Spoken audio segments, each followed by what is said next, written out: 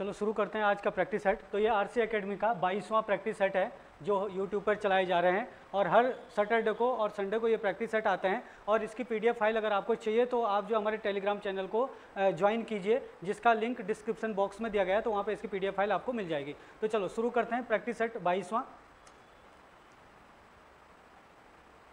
Question number 1 है, जैसी करनी वैसी भरनी किस प्रकार का वाक्य है। तो जैसी करनी वैसी भरनी जो है किस प्रकार का वाक्य है, तो आपको ध्यान देना कि जैसी करनी वैसी भरनी, ये एक मतलब आप लोग ये ध्यान रखना कि जहाँ पे आपका मुहावरे या फिर लोकोक्तियाँ हो, जहाँ पे मुहावरे और लोकोक्तियाँ होती है वहाँ पे ध्यान देना आप लोग हमेशा मिश्रित वाक्य होता है, क्योंकि संयुक्त वाक्य तो वो वाक्य होते हैं जहाँ पे दो प्रधान उपवाक्य आपस में मिलते हैं और दो मतलब क्या कहते हैं समुच्चय बोधक अव्यय से जुड़े होते हैं, तो वहाँ पे क्या होता है संयुक्त वाक्य होता है। और जहाँ पे दो सरल वाक्य या उपवाक्य जो है एक दूसरे के ऊपर निर्भर होते हैं वहाँ पे क्या होता है मिश्रित वाक्य। तो मुहावरे और लोकोक्तियों में जो वाक्य होते हैं वो एक दूसरे के ऊपर निर्भर होता है, जैसे ये वाक्य इसके ऊपर क्या है निर्भर है, यहाँ पे जैसी करनी वैसी भरनी तो एक दूसरे के ऊपर क्या है निर्भर है, तो इसलिए यहाँ पे मिश्रित वाक्य हो जाएगा। अनेक में कौन सा उपसर्ग होगा, अनेक में उपसर्ग क्या होगा, तो अनेक जो है अन प्लस एक से बना हुआ है, तो इसमें जो एक जो है मूल शब्द है और अन इसमें क्या हो जाएगा उपसर्ग हो जाएगा, तो बी इसका क्या हो जाएगा आंसर हो जाएगा। तो कुछ कुछ क्वेश्चन आपको सरल भी मिलेंगे, लेकिन कुछ कुछ क्वेश्चन बहुत ही बढ़िया मिलेंगे आपको, जीके के भी, जीएस के भी और क्या कहते हैं उत्तराखंड के भी और हिंदी के भी है ना, और रीजनिंग के भी 10 क्वेश्चन इसमें होंगे। अगला क्वेश्चन देखो, कपीस का संधि विच्छेद होगा। तो कपीस का जो संधि विच्छेद होता है तो ये होता है भाई कपी प्लस ईस। अगर आप देखोगे यहाँ पे तो संधि कौन सी होगी इसमें, तो प्लस से पहले देखो तो ई की मात्रा है भाई, अब प्लस के बाद देखो तो बड़ी ई की मात्रा है, तो बड़ी ई और छोटी ई मिलाकर बड़ी ई बनती है वैसे तो आप लोग देखो यहाँ पे भी क्या कहते हैं बड़ी ई बन जाएगी है ना, तो कपीस में तो खैर वो तो मात्रा कोई सी भी बन रही है क्या बन रही है, अगर आप ये चीज़ ध्यान रखोगे जब सजातीय वर्णों का मेल होता है तो वहाँ पे कौन सी संधि होती है, हमेशा दीर्घ संधि होती है ना, जब एक जैसे वर्णों का मेल होता है तो वहाँ पे क्या होता है दीर्घ संधि, जैसे ई मिलकर दीर्घ संधि बनाएगी, छोटा ऊ मतलब ऊ और ऊ मिलकर भी दीर्घ संधि बनाते हैं, और आ मिलकर या ओ या आ भी मिलकर क्या बनाते हैं दीर्घ संधि बोलते हैं। सजातीय मतलब एक जैसे वर्णों का स्वरों का जब मेल होगा। तो अगला क्वेश्चन देखते हैं, इनमें से कौन सा वर्तनी की दृष्टि से शुद्ध है। जरा इसको ध्यान से देखना आप लोग, वर्तनी की दृष्टि से सन्यासी ये वाला तो नहीं है भाई शुद्ध है ना, अगर अंक का बिंदा होता तब शुद्ध होता है ना, यहाँ पे सन्यासी ये तो बिल्कुल ही गलत है। लेकिन अगर आप ये वाला देखोगे तो जो ये वाला सन्यासी वर्ग है आप इसको ऐसे भी लिख सकते हो भाई, ऐसे ये देखना सन्यासी वर्ग। अब आप लोग देखना इसका संधि विच्छेद अगर मैं करके दिखाऊं तो इसके मतलब इसे दो भागों में जो है 3 भागों में बंटता है जब आप इसका संधि विच्छेद करोगे, और ये देखो दोनों भागों से मैं नियम के अनुसार बताऊंगा आपको कि ये वाला भी सही हो जाएगा आपका और ये वाला भी सही होता है। अब देखो कैसे, जैसे सपोज आप ये वाला सन्यासी वर्ग ले लो ये वाला, तो इसका जो संधि विच्छेद होता है वो क्या होता है सम प्लस न्यासीन प्लस वर्ग, ये इसका संधि विच्छेद होता है सम प्लस न्यासीन प्लस वर्ग। अब इसका मैं नियम बताता हूँ कि किस नियम के अनुसार बना है ये वाला और ये वाले दोनों नियम। देखना पहला नियम मैं आपको बताऊंगा कि जैसे आपका एक नियम होता है कि जब मौ के पश्चात हिंदी वर्णमाला के वर्ग का कोई भी वर्ण आ जाए, और हिंदी वर्णमाला का वर्ग का मतलब क्या होता है क से लेकर मौ तक का कोई भी वर्ण आ जाए, तो क्या होता है यहाँ पे दो चीजें आप कर सकते हो, मौ का या तो आप मौ का अनुस्वार बना दोगे, अनुस्वार मतलब जिसका अंक का बिंदा होता है जिसके ऊपर, और या फिर क्या बनाओगे जो सामने वाला वर्ण होगा, ये सामने वाला जो भी वर्ण आएगा उसको क्या करोगे या तो आपको अनुस्वार बनाओगे या सामने वाले वर्ण का किसमें 5वें वर्ण में क्या कर दोगे मतलब उसको 5वें वर्ण में आदेश कर दोगे, यानी कि 5वें वर्ण में कन्वर्ट कर दोगे। दोनों में से एक काम होगा मौ की जगह।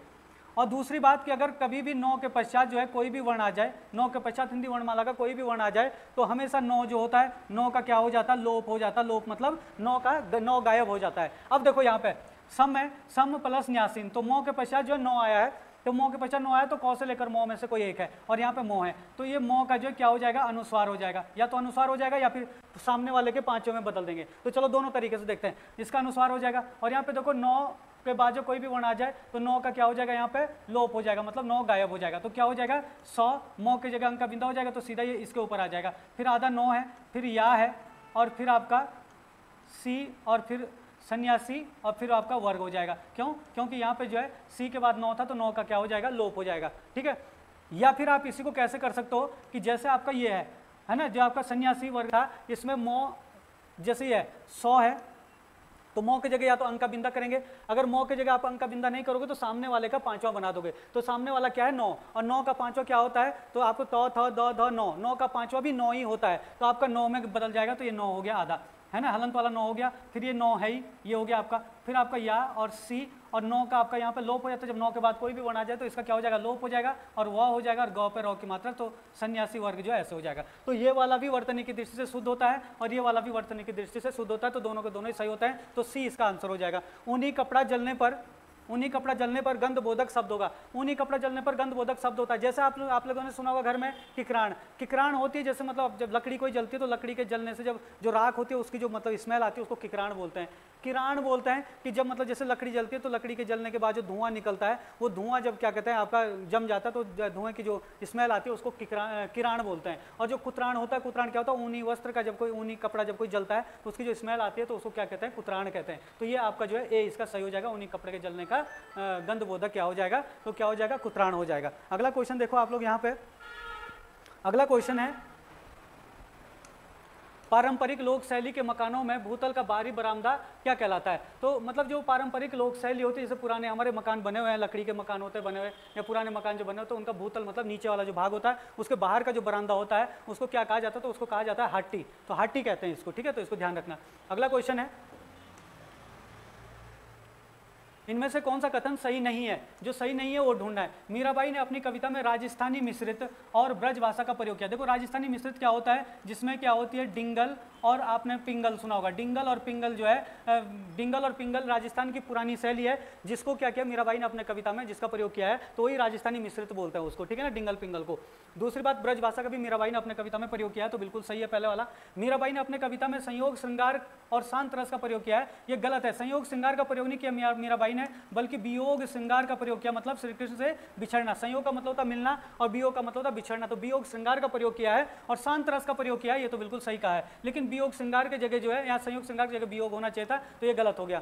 मीराबाई के पति का नाम भोजराज था, बिल्कुल सही है, मीराबाई के पत्नी का नाम भोजराज था, जो उदयपुर के राजा राणा सांगा के पुत्र थे। उदयपुर के राजा राणा सांगा के 4 पुत्र थे। आप लोगों ने सुना होगा उदय सिंह का नाम सुना होगा। उदय सिंह के भाई थे कौन, भोजराज, और उदय सिंह का ही पुत्र बाद में महाराणा प्रताप हुआ। तो वो जो भोजराज थे क्या कहते हैं महाराणा राणा सांगा के पुत्र थे, उनकी ही पत्नी क्या है मीराबाई थी। तो ये भी बिल्कुल एकदम सही बता रहा है। तो पहला और तीसरा सही है, तो इसका मतलब क्या हो गया आपका बी आंसर सही हो जाएगा इसमें। अगला क्वेश्चन देखते हैं। अगला क्वेश्चन है, बांस बाबुल काटन पर आस औलाद भी देखण।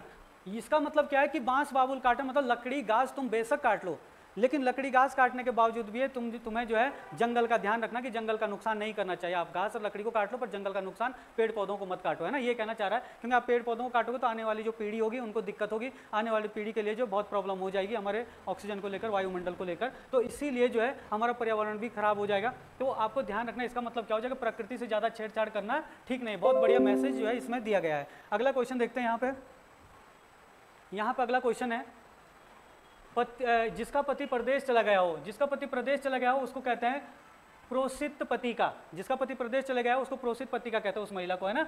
रात्रि का तीसरा पहर जो होता है उसको त्रियामा कहते हैं। रात्रि का जो पहर होता है, रात्रि का रात का जो तीसरा पहर होता है उसको त्रियामा कहते हैं।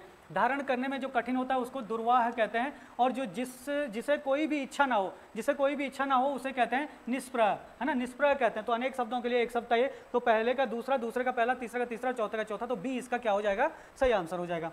अगला क्वेश्चन देखते हैं यहाँ पे, अर्धशासकीय पत्र के संदर्भ में इनमें से कौन सा कथन गलत है। तो गलत कथन ढूंढना। देखो अर्धशासकीय पत्र क्या होता है कि ये मित्रता के भाव में दिया जाता है ना। जब किसी सरकारी कार्यालय में कोई भी पत्र, है ना, सरकारी कार्य के लिए दिया जाता है, लेकिन हम जो है अपने मतलब लेवल के अधिकारी को देते हैं और एक उसमें मित्रता का भाव हम मतलब डाल सकते हैं, या मित्रता का भाव डाल दिया जाता है, तो उसको अर्ध सरकारी पत्र कहते हैं। तो पूरा सरकारी नहीं होता, है ना। तो यहाँ पे क्या होता है, जैसे इसका स्वरूप व्यक्तिगत पत्र के समान हो रहता है, बिल्कुल सही कह रहा है, व्यक्तिगत समान के स्वरूप रहता है।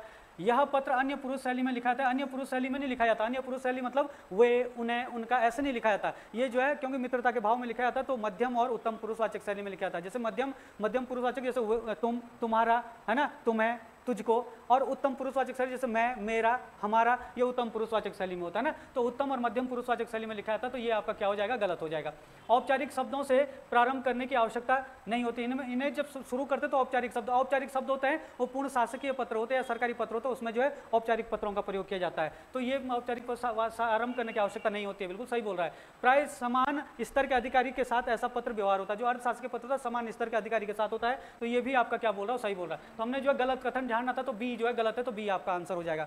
रमा पर बहुत कर्ज है, रेखांकित कारक का नाम बताइए। देखो जहां पे क्या होता है, किसी स्थान की बात हो रही है या कहीं पे किसी चीज के होने की बात करता है तो वहां पे क्या होता है, अधिकरण कारक कहता है। यहाँ पे देखो कि रमा पर बहुत कर्ज है, और पर जो अधिकरण कारक की विभक्ति होती है, तो रमा पर जो कर्ज होने की बात करे तो कहीं पे कर्ज होने की बात हो रही है रमा के ऊपर, तो यहाँ पे क्या हो जाएगा, अधिकरण कारक हो जाता है ना। और अगर क्या कहते हैं अलग होने की बात करता है कि रमा ने कर्ज को समाप्त किया तो कर्ज रमा से क्या हो गया, अलग हो गया, तो क्या हो जाता है, फिर अपादान कारक हो जाता है। संप्रदान कारक तो वहां होता है जहां पे कुछ दिया जाता है या जिसके लिए कुछ किया जाता है, वहां संप्रदान कारक होता है ना। जब कोई कार्य करता है, कार्य करने का असर खुद पर ही होता है, तो वहां पे कर्ता कारक होता है, जिसकी विभक्ति ने होती है। और अगर आप कर्म कारक की बात करो तो कर्म जब कोई काम करता है और कार्य का असर किसी दूसरे पे पड़ता है ना। तो राम ने रावण को मारा, तो रावण को मारा तो रावण पे असर पड़ा, तो वहां पे क्या हो जाता है, आपका कर्म कारक हो जाता है। ठीक है, चलो अगला क्वेश्चन देखते हैं, क्वेश्चन नंबर 12।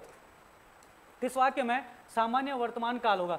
किस वाक्य में सामान्य वर्तमान काल होगा? देखो चलो यहां से शुरू करते हैं जरा डी से। सोनिया तुम चित्र बनाओ, सोनिया तुम चित्र बनाओ। जब ये बात कर रहा है कि सोनिया को लिए चित्र बनाने की बात कर रहा है, तो इसको आज्ञा दी जा रही है सोनिया को, तो ये होगा आपका आज्ञार्थ वर्तमान, आज्ञार्थ वर्तमान काल हो जाएगा। यहाँ पे कह रहा सोनिया चित्र बना रही हो, तो सोनिया चित्र बना रही हो, तो चित्र बनाने की क्या दिखाई जा रही है, यहाँ पे संभावना दिखाई जा रही है, तो यहाँ पे क्या हो जाएगा, संभाव्य वर्तमान हो जाएगा। क्या हो जाएगा, संभाव्य वर्तमान हो जाएगा, है ना। अगर सोनिया चित्र बनाती होगी, है ना, तो सोनिया चित्र बनाती होगी, तो इसमें कौन सा हो जाएगा, इसमें जो है संदिग्ध वर्तमान होगा। इसमें क्या होगा, संदिग्ध वर्तमान होगा। तो याद रखना आप लोग, जहां पे क्या होता है, जैसे होगी होगा या फिर होगा है, ऐसे शब्द दिखेंगे, वहां पे क्या होता है, संदिग्ध वर्तमान होता है। यहाँ पे कंफ्यूज मत होना, जहाँ पे क्या होता है, हो शब्द का यूज होता है, वहाँ पे संभाव्य वर्तमान, यहाँ पे संभावना है और यहाँ पे संदिग्ध है, ठीक है ना। और यहाँ पे किसी काम को करने की आज्ञा दी जा रही है, तो वहाँ पे आज्ञा वर्तमान हो जाएगा, कोई दिक्कत नहीं है। लेकिन जहाँ पे ना तो आज्ञा दी जा रही है, ना कोई संभावना है, और ना ही कोई संदिग्ध कोई ऐसी चीजें दिख रही है, तो वहाँ पे क्या होता है, सिंपल सा वर्तमान होता है। जैसे यहाँ पे देखो सोनिया चित्र बनाती है, तो यहाँ पे क्या हो जाएगा, आपका सामान्य वर्तमान काल हो जाएगा। ठीक है, तो ए इसका आंसर हो जाएगा। अगला क्वेश्चन देखते हैं, किस वाक्य में सजातीय क्रिया होगी? किस वाक्य में सजातीय क्रिया होगी? सोहन ने गोद लिए गए पुत्र को अपनाया, तो सोहन ने गोद लिए गए पुत्र को अपनाया, तो सोहन ने पहले पुत्र को गोद लिया और फिर उसको अपनाया। तो जब ऐसा होता है कि कोई क्रिया की जाती है और क्रिया कंप्लीट होती है और उसके बाद कोई दूसरी क्रिया की जाती है, एक ही वाक्य में जब ऐसा होगा दिया हुआ, तो वहाँ पे क्या होता है, वहाँ पे पूर्वकालिक क्रिया होती है। क्या होगी, पूर्वकालिक क्रिया होगी। इसी में एक चीज और, एक दूसरा भी देख, जैसे यहाँ पे देखा, चूहा शेर के शरीर पर चढ़कर उछलने लगा या कूदने लगा, तो चूहा पहले शेर के शरीर पर चढ़ा और फिर कूदने लगा, तो यहाँ पे भी कौन सी क्रिया हो जाएगी, ये भी पूर्वकालिक क्रिया है भाई, ये भी पूर्वकालिक क्रिया हो जाएगी। यहाँ पे देखो, सोहन ने मोहन से गाना गवाया। जब कोई कर्ता काम को खुद ना करके किसी दूसरे के माध्यम से कार्य को संपन्न करता है, तो वहां पे क्या होता है, प्रेरणार्थक क्रिया होती है। तो यहाँ पे सोहन खुद नहीं कर रहा काम, मोहन से करवा रहा है, तो कैसी क्रिया हो जाएगी, यहाँ पे हो जाएगी प्रेरणार्थक क्रिया, प्रेरणार्थक क्रिया। लेकिन अगर आप यहाँ पे देखो, दुश्मन ने अपनी चाल चली, जब एक ही धातु से कोई क्रिया बनी हो, दो क्रियाएं एक ही धातु से एक साथ बन जाती है, तो वहां पे क्या होती है, सजातीय क्रिया होती है। देखो चाल और चली दोनों जो है एक समान धातुओं से बनी हुई है, तो इसलिए यहाँ पे क्या हो जाएगी, सजातीय क्रिया हो जाती है। तो सजातीय क्रिया ही पूछ रहा है यहाँ पे, तो बी इसका आंसर हो जाएगा। ठीक है, अगला क्वेश्चन है यहाँ पे, इनमें से कौन सी विशेषण की उत्तरावस्था होती है? देखो भाई, एक होती है विशेषण की मूल अवस्था, विशेषण की तीन अवस्थाएं होती है, एक होती है विशेषण की उत्तरावस्था, है ना, और एक होती है विशेषण की उत्तमावस्था। ठीक है, विशेषण की ये तीन अवस्थाएं होती है मुख्य रूप से। तो जो मूल अवस्था होती है, इसमें कोई भी प्रत्यय नहीं होता है, इसमें कोई भी प्रत्यय नहीं होता है। अगर आप उत्तरावस्था की बात करें तो इसमें जो है तर प्रत्यय होता है जुड़ा हुआ। क्या प्रत्यय होगा, तर प्रत्यय होता है जुड़ा हुआ। अगर उत्तमावस्था की बात करें तो इसमें क्या होता है, तम प्रत्यय होता है हमेशा जुड़ा हुआ। तो देखो जरा यहाँ पे, इसमें लघु में कोई भी प्रत्यय नहीं है, तो विशेषण की क्या हो जाएगी, ये मूल अवस्था हो जाएगी। यहाँ पे देखो लघुतर, लघुतर में तर प्रत्यय जुड़ा हुआ है, तो इसमें विशेषण की क्या हो जाएगी, उत्तरावस्था हो जाएगी। और यहाँ पे देखो तम प्रत्यय जुड़ा हुआ है, तो यहाँ पे विशेषण की उत्तमावस्था हो जाएगी, है ना। तो लघुतम हो जाएगी उत्तमावस्था, लघुतर हो जाएगी उत्तरावस्था, और लघु हो जाएगी मूल अवस्था। तो विशेषण की उत्तरावस्था पूछ रहा, तो आपका बी जो है सही आंसर हो जाएगा। अगला क्वेश्चन देखो, इनमें से कौन सा कथन सही है? तो कौन सा कथन इनमें से सही है? दुनिया के सभी नाम संज्ञा होते हैं, तो दुनिया के सभी नाम संज्ञा होते हैं, बिल्कुल सही बोल रहा है। जो दृश्य और अदृश्य रूप में हो सकते हैं, तो दृश्य रूप में भी हो सकता है, अदृश्य रूप में भी हो सकता है। जैसे आप लोग देखना, जो संज्ञा होती है ना, संज्ञा जो मुख्य रूप से तीन प्रकार की होती है भाई। एक होती है आपकी व्यक्तिवाचक संज्ञा, है ना, एक होती है व्यक्तिवाचक संज्ञा, एक होती है आपकी जातिवाचक संज्ञा, है ना, जातिवाचक संज्ञा, और एक होती है भाववाचक संज्ञा, है ना, एक भाववाचक संज्ञा होती है। तो जो व्यक्तिवाचक संज्ञा होती है, जैसे व्यक्तिवाचक किसी व्यक्ति का नाम लिया जा रहा है, तो राम है तो राम का चित्र हमारे दिमाग में बन जाएगा। कोई मेज बोला तो मेज का चित्र बना दिया, देहरादून बोला तो देहरादून का चित्र बन जाएगा हमारे दिमाग में। तो इसको ही क्या कहते हैं, ये दृश्य रूप में। दृश्य रूप में वो है कि जिसको बोल के हमारे दिमाग में, जिसको सोच के हमारे दृश्य पटल पर कोई चित्र उभर के आता है, वो दृश्य रूप में होती है। जैसे जातिवाचक संज्ञा बोले, पशु बोले तो पशुओं के चित्र हमारे दिमाग में उभर के आ जाएंगे। जैसे हम जो है शहर बोलते हैं, शहरों के चित्र हमारे दिमाग में उभर के आ जाएंगे। देश बोल देंगे, देशों के चित्र उभर के आ जाएंगे। लेकिन अगर भाव बोलेंगे तो भाव में जैसे आपका ईमानदार है तो ईमानदारी बोल दे तो ईमानदारी भाववाचक संज्ञा, तो ईमानदारी का कोई चित्र नहीं होता। आप जो बेईमान बोल दोगे, बेईमान का कोई चित्र नहीं होता। खटास का कोई चित्र नहीं होता, मिठास का कोई चित्र नहीं होता। तो जिनका हमारे दृश्य पटल पर कोई चित्र नहीं बनता वो भाववाचक संज्ञा, मतलब वो यथार्थवाचक संज्ञा में नहीं आती। ये दोनों यथार्थवाचक है ना, ये क्या हो जाएगी, यथार्थवाचक संज्ञा हो जाएगी। ठीक है, अब यहाँ पे देखो तो इसका मतलब ये सही है, ये दृश्य और अदृश्य रूप दोनों में हो सकती है। तो यथार्थ और यहाँ पे देखो यथार्थवाचक संज्ञा के दो भेद होते हैं, तो बिल्कुल सही बोल रहा है। देखो यथार्थवाचक संज्ञा के दो भेद होते हैं, एक व्यक्तिवाचक होती है और एक जातिवाचक होती है। मुख्य रूप से संज्ञा के तीन भेद होते हैं, ये भी सही बोल रहा है। संज्ञा के मुख्य रूप से तीन भेद होते हैं, जिनमें एक ही यथार्थवाचक होती है। यथार्थवाचक एक नहीं होती, यथार्थवाचक दो होती है, जो हमने यहाँ पे लिखी, व्यक्तिवाचक और जातिवाचक। तो ये तीसरा वाला गलत बोल रहा, तो पहला और दूसरा सही होगा, तो ए इसका सही आंसर हो जाएगा। अगला क्वेश्चन देखो जरा, पर्यायवाची शब्दों का सही मिलान कीजिए। तो पर्यायवाची शब्दों का सही मिलान करना है यहाँ पे, तो आप लोग देखिएगा पर्यायवाची शब्दों का जब हम सही मिलान करेंगे यहाँ पे तो क्या हो जाएगा। यहाँ पे सबसे पहली बात उड़ान। उड़ान का मतलब होता है उत्पतन, है ना। जैसे उड़ान भरने का मतलब होता है उत्पतन करना या उड़ान भरना, एक ही चीज है ना, इसका पर्यायवाची है। उतार, जैसे उतार का मतलब होता है जैसे ढलान में जाते हैं तो जो ढलान में जाना या उतार होता है उसको कहा जाता है अधोगमन कहते हैं। तो ये बी का जो है सीधा चौथा हो जाएगा, अधोगमन। उतार का मतलब अधोगमन होता है ना। अगर आप उतावला बोलेंगे, उतावला का मतलब होता है व्याघ्र बोलते हैं, उतावले को व्याघ्र बोलते हैं। और उत्कंठा को अगर देखा जाए तो उत्कंठा को क्या बोल सकते हैं, तो चाह बोल सकते हैं। देखो उसके प्रति चाहत होना या उसके प्रति उत्कंठ होना, तो ये एक ही चीज होता है, ठीक है ना। तो क्या हो जाएगा, पहले का पहला, दूसरे का चौथा, पहले का पहला, दूसरे का चौथा, तीसरे का तीसरा और दूसरे का चौथे का दूसरा। तो ये आपका सी आंसर हो जाएगा इसका। चलो अगला क्वेश्चन देखते हैं। अगला क्वेश्चन, इनमें से कौन सा एक तद्भव शब्द है। देखिए भाई बहुत महत्वपूर्ण है, इनमें से कौन सा एक तद्भव शब्द है। सबसे पहले अक्षित। अक्षित जो है तत्सम शब्द है भाई। अक्षित क्या है, तत्सम शब्द है। तो अक्षित जो है किससे बना हुआ, अक्षी से बना हुआ है। और अक्षी का जो तद्भव होता है वो क्या होना चाहिए था, आंख होना चाहिए था, ठीक है। दूसरी बात साड़ी। साड़ी जो है तत्सम शब्द है, सॉरी साड़ी जो है तद्भव शब्द है। साड़ी तद्भव शब्द है। साड़ी का जो तत्सम होता है वो होता है भाई साटिका। साड़ी का तद्भव क्या होता है, साटिका होता है, सॉरी तत्सम, है ना। अगर हृदय देखें तो हृदय जो है तत्सम शब्द है, हृदय तत्सम शब्द है। और हृदय का जो तद्भव होता है वो होता है आपका हीय, है ना। हीय जो है हृदय का क्या होता है, तद्भव होता है ना। शिक्षा जो है तत्सम शब्द है, तो शिक्षा तत्सम शब्द है, तो शिक्षा का जो तद्भव होता है वो क्या होता है, सीख होता है। तो आपको क्या पूछा था यहाँ पे, तद्भव शब्द पूछा था, तो साड़ी होता है तद्भव शब्द, जिसका तत्सम क्या होता है, साटिका होता है, ठीक है।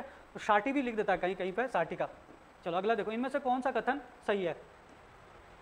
देखो भाई जरा, निश्चित रूप से सत्य कौन सा, द्वित्व व्यंजन में एक वर्ण स्वर। देखो भाई सबसे पहले द्वित्व व्यंजन की आप बात करते हैं तो जैसे आप लोगों ने देखा होगा कहीं पे लिखा हुआ है दिल्ली, है ना, या फिर आपको आपके पास लिख रहा है जैसे उत्तर, है ना, लिख रहा है उत्तर। तो अगर आप यहाँ पे देखो तो दिल्ली में जो है, ये देखो, ये दिल्ली में एक लौ पे ई की मात्रा, एक लौ पे कोई मात्रा नहीं है, ये है आपका द्वित्व व्यंजन। अगर आप तौ पे देखोगे तो एक तो आधा तौ है और एक पूरा तौ है, तो इसमें ये क्या है, इसको कहते हैं द्वित्व व्यंजन, ठीक है। अब द्वित्व व्यंजन में आप लोग देखना, अगर हम यहाँ पे देखें द्वित्व व्यंजन में, इसका अगर संधि विच्छेद करेंगे, चलो एक का कर लेते हैं। तो लौ पे आप ये देखो, लौ आधा लौ है, इसको अगर अलग लिखोगे तो हलंत लगा के आप लिख सकते हो। हलंत का मतलब है उसके साथ स्वर नहीं है, या फिर उसको हम आधा भी बोल सकते हैं। और फिर अगर आप दूसरे वाले लौ पे अगर हलंत लगाओगे तो दूसरे वाले लौ पे क्या है, बड़े ई की मात्रा, तो बड़े ई की मात्रा अलग हो जाएगी। अब देखो इससे आपके सारे आंसर निकल जाएंगे तीनों के तीनों। द्वित्व व्यंजन में एक वर्ण स्वर रहित और एक वर्ण स्वर सहित होता है। तो देखो द्वित्व वर्ण में एक वर्ण तो होता है स्वर रहित, क्योंकि इसके साथ स्वर नहीं है पहले वाले के, और दूसरे वाले के साथ स्वर है तो ये स्वर सहित है, तो बिल्कुल सही बोल रहा है। दूसरा, द्वित्व व्यंजन में कम से कम एक स्वर और दो व्यंजन होते हैं। तो द्वित्व वर्ण में कम से कम एक व्यंजन और एक स्वर और दो व्यंजन होते हैं। वो कह रहा है कि कम से कम वर्ण में कम से कम क्या कह रहा है, कम से कम एक स्वर और दो व्यंजन होते हैं। तो देखो भाई, एक तो है स्वर और एक दो है ये आपके व्यंजन, तो ये वाला भी सही बोल रहा है। जब संयुक्त अक्षरों में स्वर रहित और स्वर सहित दोनों वर्ण एक समान होते हैं तो उन्हें द्वित्व व्यंजन कहते हैं। देखो स्वर रहित है, ये वाला स्वर रहित है क्योंकि साथ स्वर नहीं था, और ये स्वर सहित है क्योंकि साथ बड़ी की मात्रा थी। तो कह रहा है कि जब स्वर सहित और स्वर रहित एक जैसे वर्ण होते हैं तो वहाँ पे द्वित्व व्यंजन होता है। तो ये एक जैसे हैं, एक आधा लौ था एक पूरा लौ था, ये देखो आधा लौ था पूरा लौ था एक जैसे। यहाँ पे देखो आधा तौ है और पूरा तौ है, तो एक जैसे होने चाहिए दोनों के दोनों, या तो आधा एक मतलब तौ होने चाहिए एक आधा एक पूरा, या मो होना चाहिए एक आधा एक पूरा, लौ होने चाहिए आधा पूरा, तो दोनों समान होने चाहिए। तो वहीं पर क्या होता है, उन्हीं को द्वित्व व्यंजन कहते हैं। तो तीनों के तीनों ही जो है ये सही बोल रहा है। तो पहला, दूसरा और तीसरा तीनों सही है, तो डी इसका आंसर हो जाएगा। अगला क्वेश्चन है, त्र का संधि विच्छेद, त्र का उच्चारण स्थान होगा। त्र का उच्चारण स्थान क्या होगा? देखो भाई, जो त्र होता है, त्र का पहले संधि विच्छेद देखना, फिर आप इसका उच्चारण स्थान हम आपको बताते हैं। सबसे पहले इसका संधि विच्छेद देखना। जैसा आपका ये त्र लिखा है तो त्र का संधि विच्छेद त्र, त प्लस र प्लस अ, ये इसका संधि विच्छेद होता है। तो जो त होता है, त क्या होता है आपका? दंत्य वर्ण होता है भाई। क्या होता है? दंत्य वर्ण होता है। कौन? त। त का उच्चारण स्थान होता है दंत्य। र का उच्चारण स्थान होता है मूर्धन्य। क्या होता है? मूर्धन्य। और अगर अ का उच्चारण स्थान देखें तो अ का उच्चारण स्थान, जितने भी स्वर होते हैं उनका उच्चारण स्थान क्या होता है? कंठ होता है या कंठय होता है। तो क्या हो जाएगा इसका आंसर? त्र का दंत्य मूर्धन्य कंठ। तो दंत मूर्धन्य कंठ यानी कि बी इसका क्या हो जाएगा? आंसर हो जाएगा। अगला क्वेश्चन है 20वां क्वेश्चन यहाँ पे, करत करत अभ्यास के जड़मती हुई सुजान, है ना, रसरी आवत जात के सील पर परत निशान। यहाँ पे क्या बोलना चाह रहा है कवि कि करत करत अभ्यास के जड़मती हुई सुजान। वो कह रहा है कि सुजान रस खान, मतलब कि जब क्या कहता है आप जो लगातार मेहनत करते हैं तो लगातार मेहनत करने से जो है फल मिल ही जाता है, या आपको अच्छा रिजल्ट मिलेगा ही मिलेगा।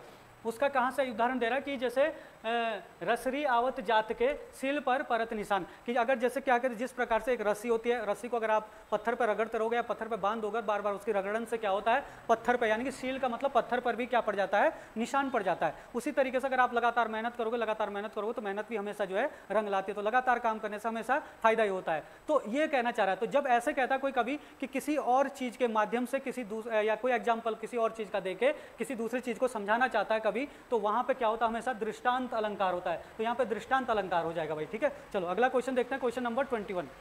तो क्वेश्चन नंबर 21 है, कौन सा कथन सत्य है? निधि अनुराग की पुत्री है। देखो भाई, यहाँ पे देखना, जो निधि है, निधि अनुराग की पुत्री है। ठीक है, छोटा रिश्ता हम नीचे लिखते हैं, बड़ा बड़ा रिश्ता ऊपर लिखते हैं, बराबर का रिश्ता अगल बगल में लिखते हैं। तो निधि अनुराग की पुत्री है। कोमल जो अनुराग की बहन है, कोमल क्या है? अनुराग की बहन है। अनुराग की बहन कौन हो गई? कोमल। कोमल कौन है? अनुराग की बहन, तो ये इसकी बहन हो गई। उसका विवाह हर्षित के साथ हुआ है। उसका विवाह किसके साथ हुआ है? हर्षित। हर्षित के साथ किसका विवाह हुआ है? कोमल का विवाह, यानी कि इसका हर्षित क्या हो गया? इसका पति हो गया। ठीक है, उनके 2 पुत्र हैं, अमन और प्रेम। तो मतलब इनके क्या है? 2 पुत्र हैं। इनके जो पुत्र है वो कौन है? एक है अमन और दूसरा है प्रेम, है ना। इनके 2 पुत्र हैं, अमन और प्रेम। प्रेम गरिमा और तरुण का पोता है। जो प्रेम है, वो जो प्रेम है ना, वो क्या कह रहा है? गरिमा और तरुण का पोता है। तो गरिमा और तरुण का पोता है, तो पोते का मतलब ये गरिमा और जो तरुण है, ये गरिमा तरुण कौन हो जाएंगे? गरिमा और जो तरुण है ये हर्षित के माता पिता हो जाएंगे, है ना। तभी तो इनका पोता आएंगे। जो प्रेम है, प्रेम भी पोता हो जाएगा, और कौन हो जाएगा? अमन भी पोता हो जाएगा। तो वो लास्ट में कह रहा है, तो कौन सा इनमें सही है? तरुण कोमल का मामा है। तो जो तरुण है, क्या तरुण कोमल का मामा है? तो मतलब जो तरुण है वो कोमल का क्या है? मामा नहीं, बल्कि इसके पति के पिता है, वो तो ससुर होगा। कोमल का ससुर है वो, तो ये वाला तो गलत है। दूसरा कह रहा है हर्षित अनुराग का पुत्र है। तो जो हर्षित है वो क्या अनुराग का पुत्र है? हर्षित अनुराग का पुत्र नहीं है, बल्कि वो उसके बहन का पति है ना। तो ये भी आपका गलत बोल रहा है। गरिमा हर्षित की सास है। क्या गरिमा हर्षित की सास है? गरिमा हर्षित की सास नहीं, गरिमा हर्षित की माँ है। तो ये भी आपका गलत बोल रहा है। निधि प्रेम की ममेरी बहन है। तो निधि क्या है? प्रेम की ममेरी बहन है। देखो ये है प्रेम की माँ और ये प्रेम के माँ का भाई, तो ये क्या हो जाएगा? प्रेम का मामा। अनुराग प्रेम का मामा है और ये अनुराग की क्या है? बेटी है। तो ये उसके मामा की बेटी है, तो ममेरी बेटी हो जाएगी। तो ये डी वाला बिल्कुल क्या बोल रहा है? सही बोल रहा है। ठीक है, अगला क्वेश्चन देखते हैं। यहाँ पे देखो 22वां क्वेश्चन है, कह रहा हो कि बी सी, ये देखो कोई सीरीज बनेगी। तो यहाँ पे जो सीरीज बनेगी वो क्या बनेगी? मेरे ख्याल से 3 ए बन रहे हैं, बी सी ए। तो यहाँ पे मेरे ख्याल से ए आना चाहिए था। तो बी सी ए फिर 3 ए बन जाएंगे, फिर बी सी फिर 3 ए बन रहे हैं। फिर आपका यहाँ पे क्या होना चाहिए? यहाँ पे होना चाहिए बी। तो बी आना चाहिए, तो मेरे ख्याल से ये वाला आ जाएगा ना, यहाँ पे बी आ जाएगा ये। और फिर यहाँ पे जो है ये ए आ जाएगा और फिर यहाँ पे ए आ जाएगा। देखो बी सी और फिर 3 ए, फिर बी सी फिर 3 ए, फिर बी सी फिर 3 ए, फिर बी सी फिर इसके बाद 3 ए आएंगे। तो ए वाला इसका क्या हो जाएगा? सही हो जाएगा। चलो अगला क्वेश्चन है, सभी बल्ब टेबल है। देखो भाई ये है बल्ब, सभी बल्ब क्या है? टेबल। तो सभी बल्ब को हमने क्या ले लिया? टेबल में ले लिया। ऐसे करके चित्र बनते हैं। कैसे किए जाते हैं? क्वेश्चन की जो कथन होता है, कथन को देख के चित्र बनाओ और फिर चित्र के बन के निष्कर्ष बताओ कि कौन सा सही है कौन सा गलत है ना। तो सभी बल्ब टेबल है, सभी टेबल बर्तन है। तो सभी टेबल क्या है? बर्तन है। तो सभी टेबल को क्या ले लो आप? बर्तन में ले लो। चलो ठीक है, ले लिया। अब कह रहा है सभी बर्तन टेबल है। क्या सभी बर्तन टेबल है? तो सभी बर्तन टेबल है। तो जब बाहर से अंदर की तरफ को बोलते हैं ना, याद रखना, जब बाहर से अंदर की तरफ को बोलेगा तो कुछ बोलेगा तब तो सही माना जाता है, लेकिन सभी बोलेगा तो गलत माना जाएगा। ये क्या होता है? इसका नियम है कि अंदर से बाहर, बाहर से अंदर की तरफ को अगर बोलेगा तो कुछ बोलेगा तब तो सही होता है, लेकिन सभी बोलेगा तो गलत होता है। लेकिन जब अंदर से बाहर की तरफ को बोलता है तो कुछ बोलेगा तो भी सही होता है, सभी बोलता है तो भी सही होता है। तो यहाँ पे बोल रहा है कि सभी बर्तन टेबल है। तो सभी बर्तन टेबल है तो बाहर से अंदर की तरफ को बोल रहा है और सभी बोल रहा, तो ये क्या हो जाएगा? गलत। कुछ बोलता तब सही होता है। कोई बर्तन टेबल नहीं है, तो कोई बर्तन टेबल नहीं मतलब कहने का मतलब है कोई भी बर्तन टेबल नहीं है, तो कोई भी बर्तन टेबल नहीं है, नहीं ऐसा नहीं है कि मतलब कुछ बर्तन टेबल है, तो ये गलत बोल रहा है यहाँ पे। फिर कह रहा है कुछ बर्तन बल्ब है, तो कुछ बर्तन बल्ब है, तो कुछ बर्तन बल्ब है, तो अंदर बाहर से अंदर की तरफ को अगर कुछ बोलेगा तो सही होता है, तो तीसरा वाला सही है, तो केवल तीसरा सही है, तो सी इसका आंसर हो जाएगा।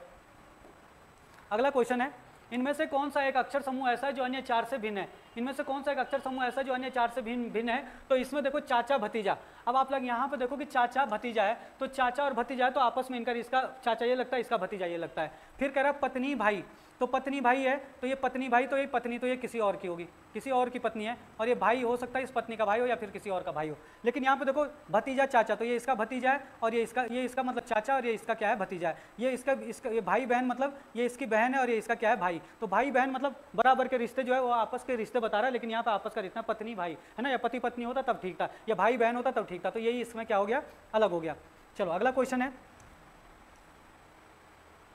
देखो क्या बोल रहा है यहाँ पे देखो, यहाँ पे देखो A B C D E F G H, तो 2 को जोड़ के यहाँ पे आ रहा है। फिर यहाँ पे ए बी सी, तो ये भी 2 को जोड़ के आ रहा है, ये भी के एच आई जे के एल एम 2 को जोड़ के आ रहा है, तो ऐसे यहाँ पे भी आएगा। तो मतलब आप इनमें से 2 जोड़ के ये एक एक निकाल लें, तो किसको 2 जोड़ के ये आ रहा है एस, तो आप देखो पी क्यू आर एस, तो क्यू आ जाएगा। फिर आप देखो कौन से 2 जोड़ने से जी आ रहा है ई एफ जी, तो यहाँ पे ई आ जाएगा। कौन से 2 जोड़ने से डी आ रहा है, तो बी सी डी, तो बी आ जाएगा। तो क्या हो जाएगा इसका आंसर क्यू ई बी, तो ए इसका आंसर हो जाएगा। ठीक है, अगला क्वेश्चन, यदि परसों शनिवार हो तो कल से 3 दिन पहले कौन सा दिन था? देखो परसों शनिवार हो, तो देखो हम ये देख लेते हैं कि आज, कल, परसों। आप ये देखो आज, कल, परसों, ये देख लिया हमने। तो भाई परसों क्या था यहाँ पे, वो कह रहा कि परसों शनिवार था, तो परसों क्या था, शनिवार था। फिर कल क्या था, शुक्रवार था, तभी तो शुक्रवार के बाद क्या आएगा, शनिवार। यहाँ पे क्या था, फिर आज क्या है, बृहस्पतिवार। तो आज बृहस्पतिवार है, कल शुक्रवार था, और परसों कल शुक्रवार होगा, और परसों क्या होगा, शनिवार होगा। तो कह रहा तो कल से 3 दिन पहले कौन सा दिन था? तो कल से 3 दिन पहले कौन सा दिन था? तो कल से 1 दिन पहले तो ये हो गया, 2 दिन पहले ये हो गया, और 3 दिन पहले ये हो गया। तो बृहस्पतिवार था, बृहस्पतिवार के 1 दिन पहले क्या हो जाएगा, बुधवार, और बुधवार से 1 दिन पहले क्या हो जाएगा, मंगलवार। तो ए इसका क्या हो जाएगा, आंसर हो जाएगा। इस तरीके से कर सकते थे। अगला क्वेश्चन देखो जरा यहाँ पे, एक कार की गति 90 किलोमीटर प्रति घंटा है, वह 10 सेकंड में कितनी दूरी तय करेगी? देखो अगर आप यहाँ पे देखो तो चाल बराबर दूरी बटे समय का फॉर्मूला लगा सकते हो। चाल बराबर दूरी बटे समय, तो चाल कितनी है, 90 किलोमीटर प्रति घंटा है। दूरी कितनी है, दूरी पता नहीं है, और समय कह रहा है, समय है 10 सेकंड। लेकिन आप यहाँ पे ध्यान रखना कि चाल है किलोमीटर प्रति घंटा में और समय है सेकंड में। तो जब चाल किलोमीटर प्रति घंटा में होगी, समय सेकंड में होगी, तो आप चाल में जो है 5/18 की मल्टीप्लाई करोगे तो ये क्या बन जाएगा, मीटर प्रति सेकंड बन जाएगा, क्योंकि ये सेम फॉर्म में होना चाहिए भाई। तो इसमें हम 5/18 की क्या कर देंगे, मल्टीप्लाई। 18 से कट जाएगा, 18 पंजे 90, 5 और 5 की गुणा करेंगे तो 5 पंजे 25, और बराबर x/10। 10 को आप इधर लेकर आओगे तो आपका x की वैल्यू क्या हो जाएगी, 10 की 25 में मल्टीप्लाई करोगे तो 250। तो 250 मीटर जो है मीटर प्रति सेकंड होता है, तो मीटर इसका क्या हो जाएगा आंसर, तो 250 आपका डी आंसर हो जाएगा। अगला क्वेश्चन देखते हैं यहाँ पे, एक सीधी पंक्ति में 10 मीटर के अंतर पर बच्चे खड़े हैं। प्रथम तथा 10वें बच्चे के बीच कितनी दूरी होगी? देखो 10 बच्चे हैं भाई, 1 2 3 4 5 6 7 8 9 10। लोग जल्दबाजी में इसको गलत कर देते हैं। 10 बच्चे, देखो 1 2 3 4 5 6 7 8 9 10, ये लास्ट बच्चा, ये फर्स्ट। इन दोनों के बीच की दूरी बतानी है कि इन दोनों के बीच की कितनी, प्रथम तथा 10वें बच्चे के बीच कितनी दूरी है। हर बच्चे के बीच में 10 मीटर का अंतराल है, तो लोग जो है 10 दाम 100 कर देते हैं, तो गलत हो जाता है। देखो 10 ये हो जाएगा, 10 है ना, 10 ये है, 10 ये है, तो 1 2 देखो 1 2 3 4 5 6 7 8 9 9 हो जाएंगे, क्योंकि लास्ट वाले के तो नहीं है ना कुछ नहीं। तो 9 गुणा 10 करेंगे तो 10 9 90 है ना, तो 90 मीटर की दूरी होगी, तो आपका बी इसका आंसर हो जाएगा। बहुत सारे लोग 100 लगा देते हैं इसका आंसर। चलो अगला क्वेश्चन देखो, यहाँ पे देखना, बहुत शानदार क्वेश्चन है। यदि 2160 रुपये को 7:2 के अनुपात में बांटा जाए तो पहले हिस्से का मान क्या होगा, मतलब इस वाले के हिस्से का मान क्या होगा? अब यहाँ पे देखो बहुत खास है ये भी। आपने क्या करना है, जब इस टाइप का क्वेश्चन आता है ना रेशियो वाले में, तो टोटल पैसे हमारे पास 2160 रुपये हैं, और टोटल रेशियो कितना हमारे पास 7 और 2 9। तो आप इन दोनों को जोड़ के 9 बराबर इतना लिख दोगे, 2160। हमने पहले वाले का निकालना है, तो 7 बराबर निकाल दो, आपका आंसर हो जाएगा 2160। जिसको 7 वाले को निकाल दो तो 7 लिखोगे यहाँ पे, तो जो यहाँ पे होता है उसी की यहाँ पे मल्टीप्लाई होगी, और अपॉन में ये 9 आ जाएगा। अगर हम दूसरे वाले का निकालते तो दूसरे वाले का निकालते हम तो यहाँ पे 2 लिखते, और मल्टीप्लाई में फिर 2 ही आता, पर अपॉन में वही 7 आता है, 2 जोड़ के आएगा वो अपॉन में आता है ना। तो देखो 9 दूनी 18, है ना, कितना हो जाएगा 19, 20, 21, 3 बचेगा 36, 9 3 27, 9 चौक 36, तो 240 हो जाएगा। 240 में 7 के गुणा करो जरा, 0, 7 चौको 28 का 8, हासिल 2 और 7 दूनी 14, 15, 16, 1680 इसका आंसर हो जाएगा। तो 1680 मतलब डी इसका आंसर हो जाएगा। चलो लास्ट क्वेश्चन है, लास्ट क्वेश्चन क्या, इसके बाद आपके जो है उत्तराखंड के क्वेश्चन आएंगे। देखो यदि किसी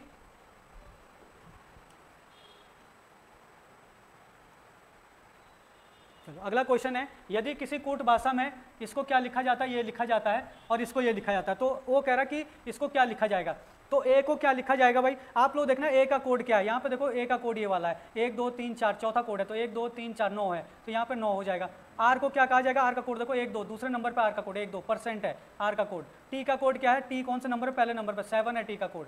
ई कौन से नंबर पे है, 1 2 3, तीसरे नंबर पे ई, तो ई का कोड क्या हो जाएगा, हैश हो जाएगा। फिर आर का कोड हमने देख ही रखा था, दूसरे नंबर पे %। फिर वाई का कोड, तो वाई यहाँ पे नहीं है तो वाई दूसरे पे होगा, देखो यहाँ पे वाई, तो वाई ये वाला लास्ट वाला, तो इसका कोड क्या आ रहा है 8, तो इसका कोड 8 आ जाएगा। तो क्या हो जाएगा 9%, 7 हैश %8, तो ये वाला आंसर हो जाएगा 9%, 7 हैश %8, तो सी इसका आंसर हो जाएगा। अगर आपको इसकी पीडीएफ फाइल चाहिए तो हमारे टेलीग्राम चैनल में जाकर जो है आप जो है टेलीग्राम चैनल को ज्वाइन कीजिए, जिसका लिंक जो डिस्क्रिप्शन बॉक्स में दिया गया है, तो वहाँ पे इसकी क्या है पीडीएफ फाइल भी आपको मिल जाएगी। ठीक, वन क्वेश्चन देखना क्या बता रहा है ये कि सुमेलित करें, और तहसीलें दी है कि तहसीलों में सुमेलित करना है, कौन से ज़िले में कौन सी तहसील है। देखो थराली आपका जो है वो पौड़ी में नहीं है, थराली आपका है चमोली में, तो यानी कि ये गलत हो गया। ठीक है, थराली आपका चमोली में है। ठीक, अच्छा दूसरा देखना जखोली, जखोली उत्तरकाशी में नहीं है, जखोली आपका रुद्रप्रयाग में है, रुद्रप्रयाग। ठीक है, बाकी पाटकी जो तहसील है, पाटकी तहसील चंपावत में है, चंपावत। तो यहाँ पर सुमेलित करना था, यानी कि सुमेलित कौन सा हो गया यहाँ पर, तो सुमेलित यानी कि जो सही है आपका वो आपका है बिकियासेन तहसील आपका कहाँ पड़ती है, अल्मोड़ा में है, जबकि आपका थराली कहाँ है, ये चमोली में है। ठीक है, चलो सबसे ज़्यादा तहसीलों वाला जिला पूछे तो सबसे ज़्यादा तहसीलें आपके पिथौरागढ़ में हैं, और पिथौरागढ़ सबसे ज़्यादा तहसीलों वाला जिला है जहाँ पर 13 तहसीलें हैं। ठीक है, और सबसे कम तहसीलों वाला जिला हरिद्वार और रुद्रप्रयाग। ठीक है, जहाँ पर 4 तहसीलें हैं, तो सबसे कम तहसीलें हरिद्वार और रुद्रप्रयाग में, सबसे ज़्यादा पिथौरागढ़ में है। चलो नेक्स्ट क्वेश्चन देखना 32 क्वेश्चन। चलो यहाँ पे देखना, निम्न में से कौन सा ताल या झील नैनीताल में नहीं है। देखो हरीश ताल भी है नैनीताल में, खुरपा ताल भी है नैनीताल में। ठीक है, श्यामला ताल नहीं है, श्यामला ताल आपका चंपावत में है। ठीक है, बाकी भीमताल भी है, तो इसका आंसर क्या हो जाएगा, ऑप्शन सी। ठीक है, कुमाऊं की सबसे बड़ी झील पूछे तो भीमताल सबसे बड़ी झील है कुमाऊं की। ठीक है, और आपका गढ़वाल की सबसे बड़ी झील या उत्तराखंड की सबसे बड़ी झील आपका सहस्त्रताल जो कि टिहरी में है। चलो नेक्स्ट क्वेश्चन देखना 33।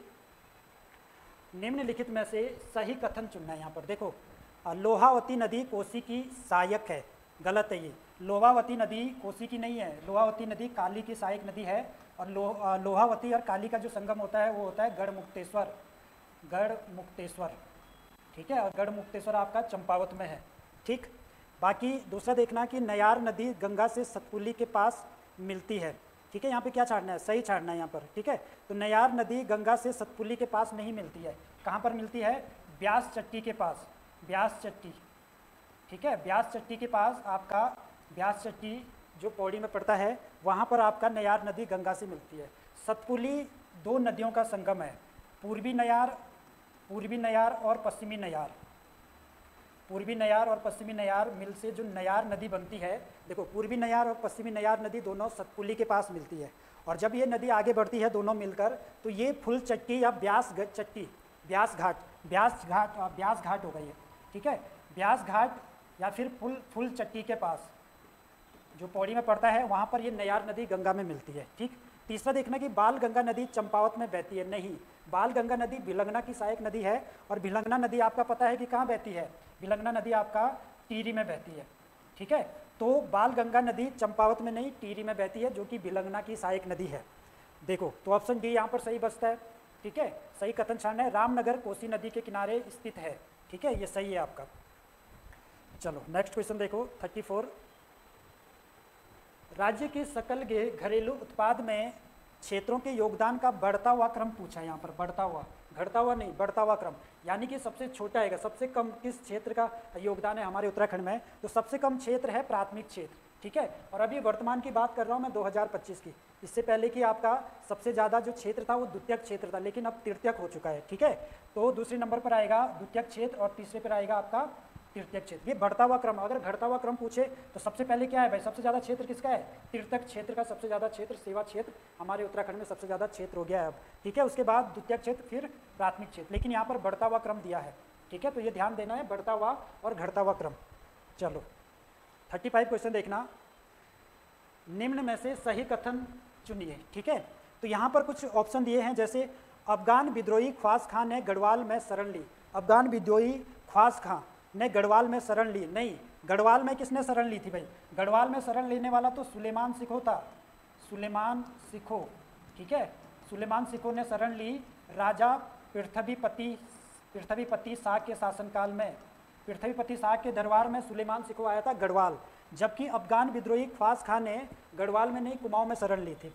और कुमाऊं में शरण ली थी ख्वास खां ने किसके दरबार में, माणिक चंद, एक चंद वंश का राजा था माणिक चंद, इसके दरबार में ख्वास खां ने शरण ली। तो शरण वाले क्वेश्चन दो याद रखना जो बाहर से आते हैं और उत्तराखंड में शरण लेते हैं, एक आपका ख्वास खां जो अफगान विद्रोही था, और एक आपका मुगल शहजादा सुलेमान सिखो जो कि पृथ्वीपति शाह के शासनकाल में आया था। ठीक है, तो पहला ऑप्शन तो गलत हो गया। दूसरा देखना कि प्रथम पुर्तगाली यात्री जो गढ़वाल आया था वो अजबेडो था, गलत है ये। ठीक है, प्रथम जो पुर्तगाली यात्री था उसका नाम था आंतेनियो दी आंद्रेतो, आंतेनियो दी आंद्रेतो। ठीक है, और ये आया था 1624 में।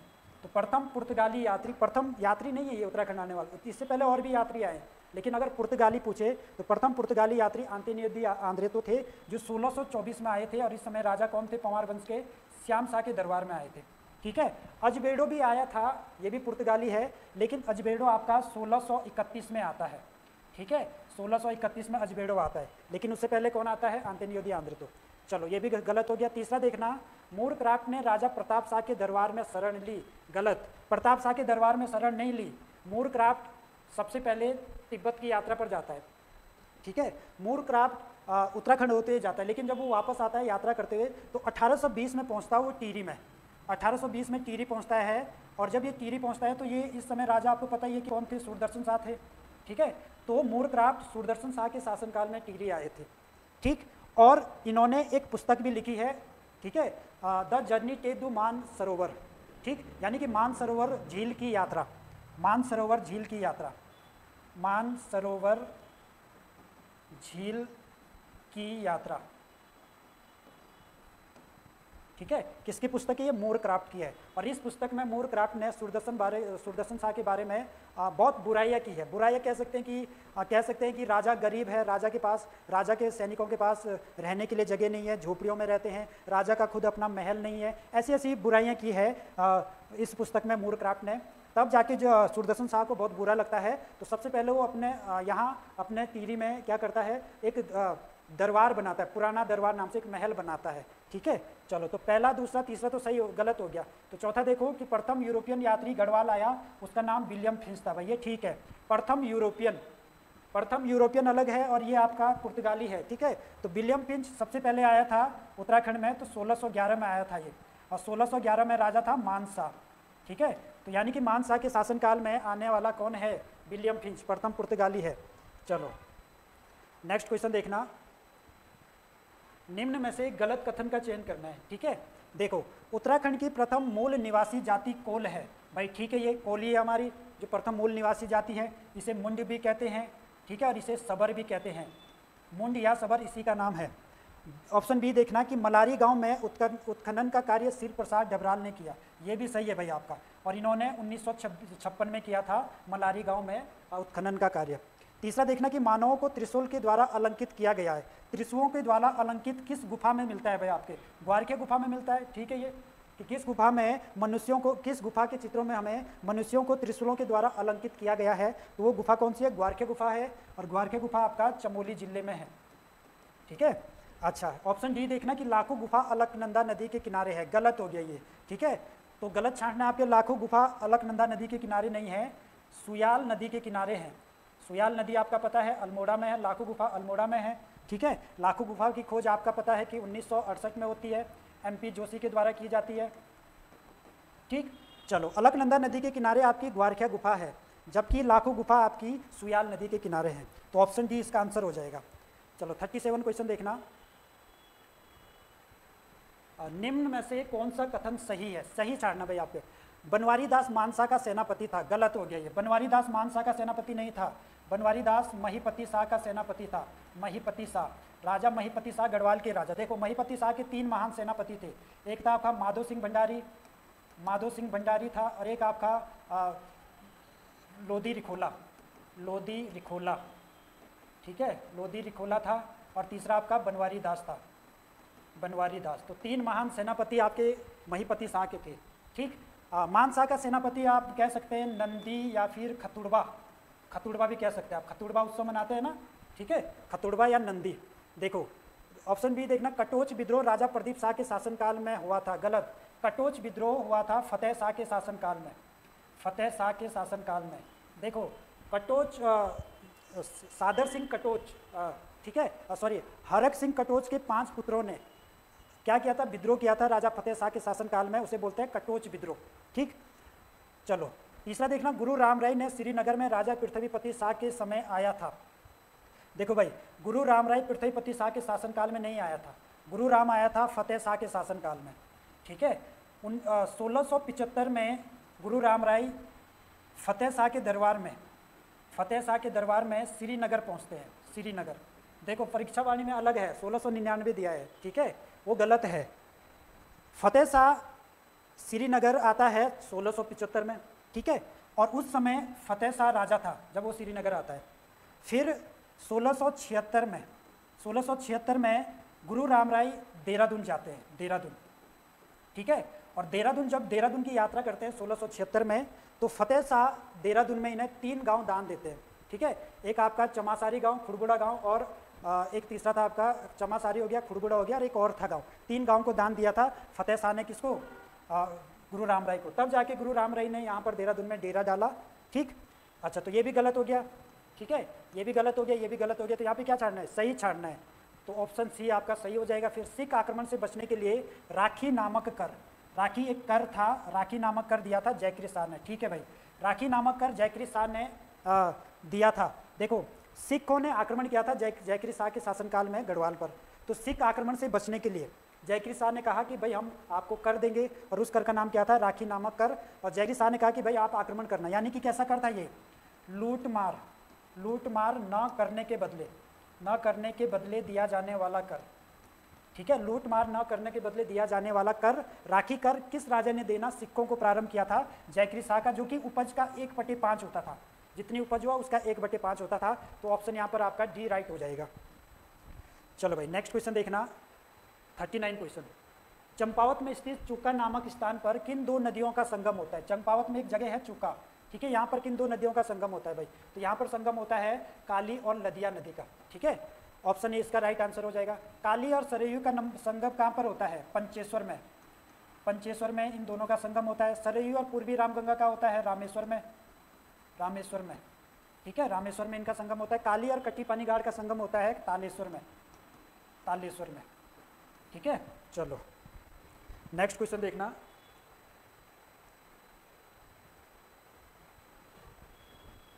याया बिन अहमद ने तराई बाबर का उल्लेख किस नाम से किया है? तो हमारा उत्तराखंड का उल्लेख या फिर तराई का उल्लेख अलग अलग पुस्तकों में, मुस्लिम किताबों में भी मिलता है। तो यहाँ पर याया बिन अहमद ने तराई बाबर का उल्लेख किस नाम से किया है? तो मेहनताओं का देश कहा गया है, ठीक है। और बसंतपुर भी हमारे तराई क्षेत्र को कहा गया है, लेकिन ये किसने कहा था? ये अब्बुल फजल ने कहा था, अब्बुल फजल, अब्बुल फजल ने तराई बाबर का उल्लेख किस नाम से किया है? बसंतपुर के नाम से। जबकि मयूरपुर आपका वेंसोंग कहता है, वेंसोंग के द्वारा कहा गया था, ठीक है, मो यू लो, ठीक है, मयूरपुर ने कहा गया था, मो यू लो कहा गया था, ठीक। और इसका अर्थ निकाला गया था, उसका अर्थ निकल रहा है मयूरपुर यानी कि हरिद्वार।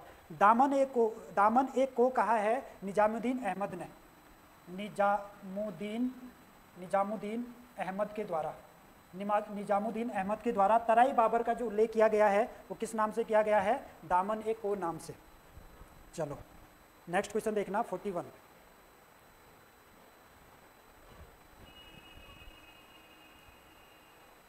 चलो देखो, निम्न में से कीर्तिशाह के संबंध में गलत कथन का चुनाव करना। भाई कीर्तिशाह के संबंध में यहाँ पर गलत कथन छाड़ना है। देखो, स्वामी रामतीर्थ का आगमन कीर्तिशाह के समय होता है, 1902 में आते हैं टिहरी, ठीक है। और कीर्तिशाह इनके लिए एक गोल कोठी का निर्माण भी करते हैं, गोल कोठी का निर्माण भी करते हैं, ठीक है। ये टिहरी रियासत का स्वर्णिम काल भी कहते हैं भाई, कीर्तिशाह के शासनकाल को टिहरी रियासत का स्वर्णिम काल कहते हैं, ठीक है। टिहरी में संस्कृत पाठशाला की स्थापना कब होती है? ये 1907 या कहीं कहीं पर 9 भी दिया होता है भाई। तो 1907 और 1909 में राजा कीर्तिशाह थे, ठीक है। इस संस्कृत पाठशाला का नाम हिवेंट संस्कृत पाठशाला था, हिवेंट संस्कृत पाठशाला रखा गया नाम, ठीक।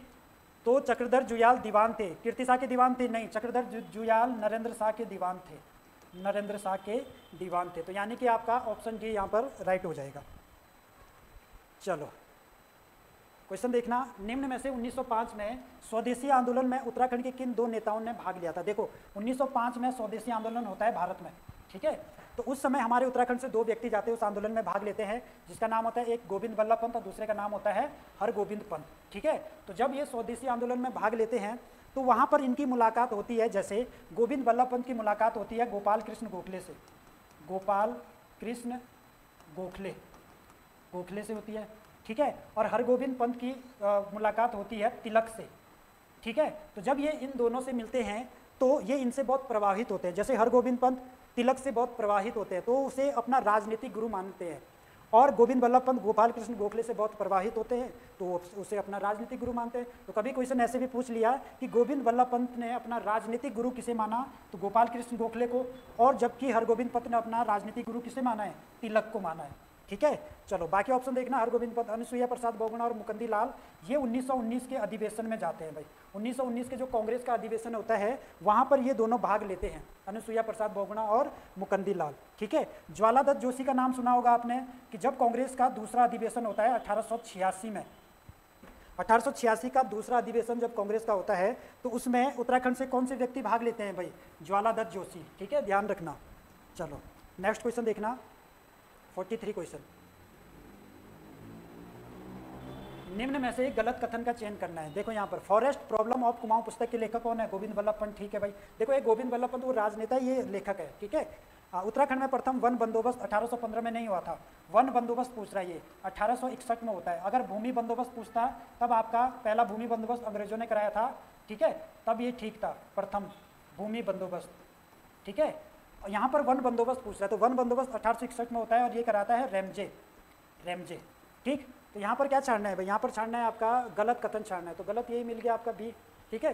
कुमाऊं फॉरेस्ट ग्रेविनेंस कमेटी के अध्यक्ष कौन थे? ये पर्सी बिंडम थे, ठीक है। और ये कमेटी बनती है आपकी 1921 में, ठीक। कुमाऊं फॉरेस्ट ग्रेविनेंस कमेटी के जो अध्यक्ष होते हैं पर्सी बिंडम होते हैं और 1921 में बनती है। कुमाऊं में पहली बार वन पंचायतों का गठन का सुझाव दिया था कैलाश चंद्र गैरोला ने, ठीक है। और ये सुझाव दिया था 1925 में। कैलाश चंद्र गैरोला ने कहा कि वन पंचायतें भी होनी चाहिए, ठीक। तब जाके हमारे उत्तराखंड में जब ये सुझाव देते तब जाके वन पंचायतों का गठन पहली बार कब होता है? 1931 में होता है यहाँ पर उत्तराखंड में, ठीक है। तो यानी कि बाकी ऑप्शन भी इसका गलत हो जाएगा।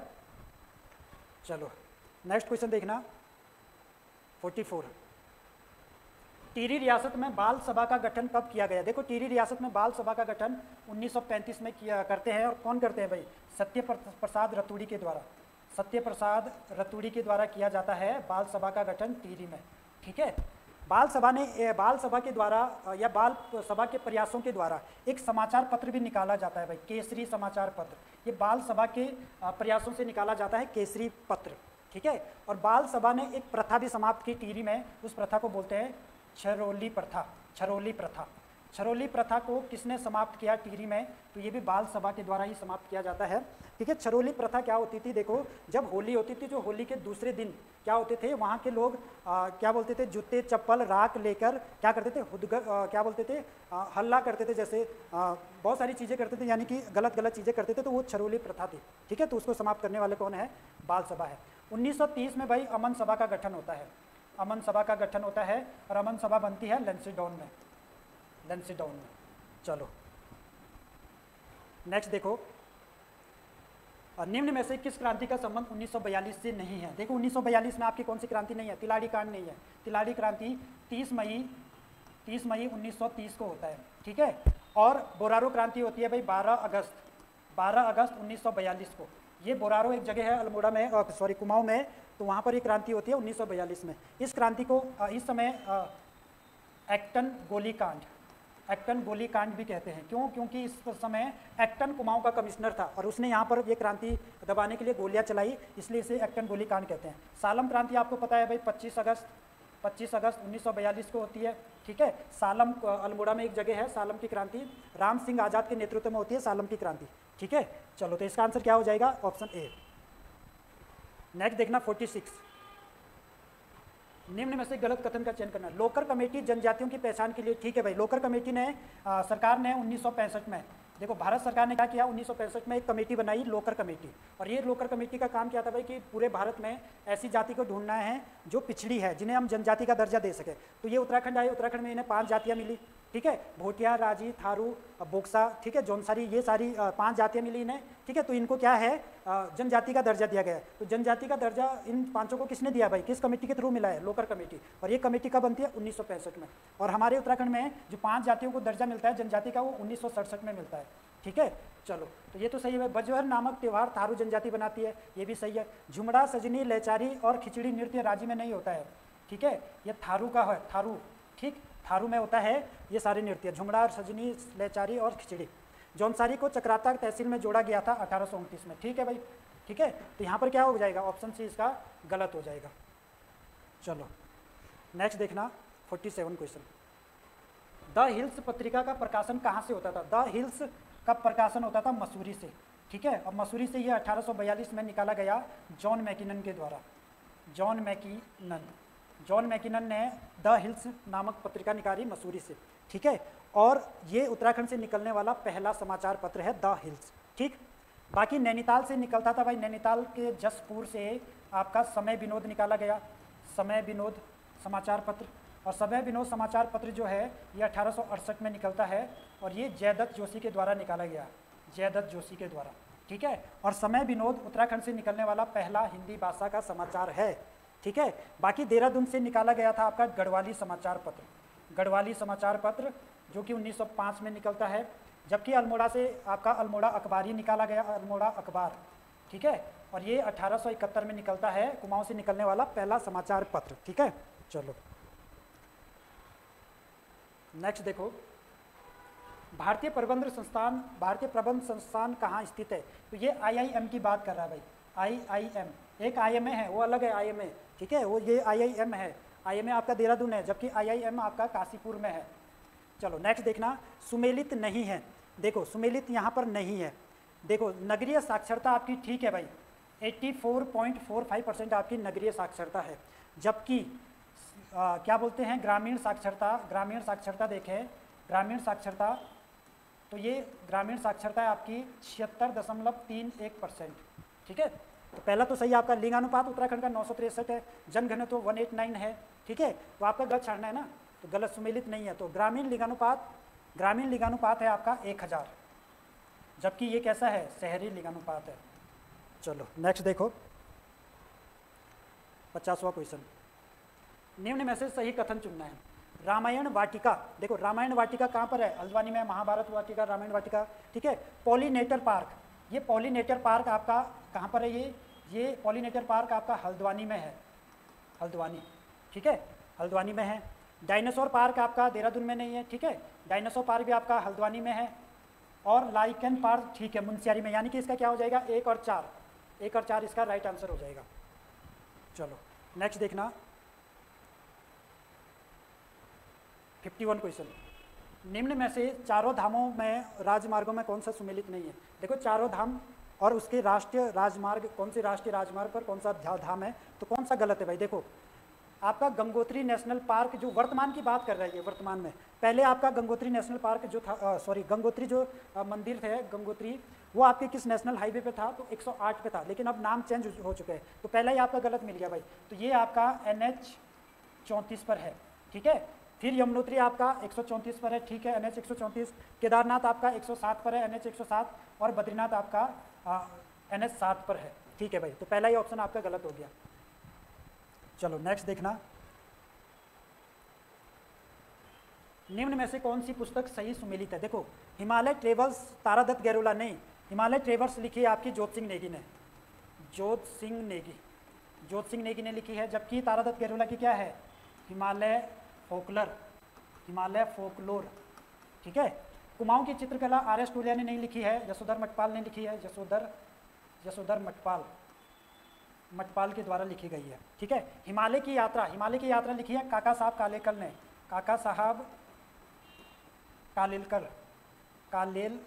ने। ठीक है। जबकि राहुल सांकेतिक की क्या थी भाई, हिमालय परिचय। ठीक है। तो यहाँ पर क्या है, सही छाड़ना है, तो कौन सा बच गया, ऑप्शन डी है। ब्रिटिश कुमाऊं का गढ़वाल किसने लिखी है, आर.एस. टूलिया ने। ठीक है, ये ऑप्शन डी इसका राइट आंसर हो जाएगा। चलो नेक्स्ट क्वेश्चन देखो 53। मोलाराम ने किस चित्र पर कविता लिखी है। देखो मोलाराम ने बहुत सारे चित्र बनाए हैं, लेकिन किस चित्र पर कविता लिखी है, तो वो चित्र है आपका मयंक मुखी। ठीक है। देखो मोर प्रिय चित्र मोलाराम का प्रारंभिक अवस्था का चित्र है, और मोर प्रिय जो चित्र है मोलाराम का, इस पर पक्षियों का अंकन मिलता है। ठीक है, पक्षियों का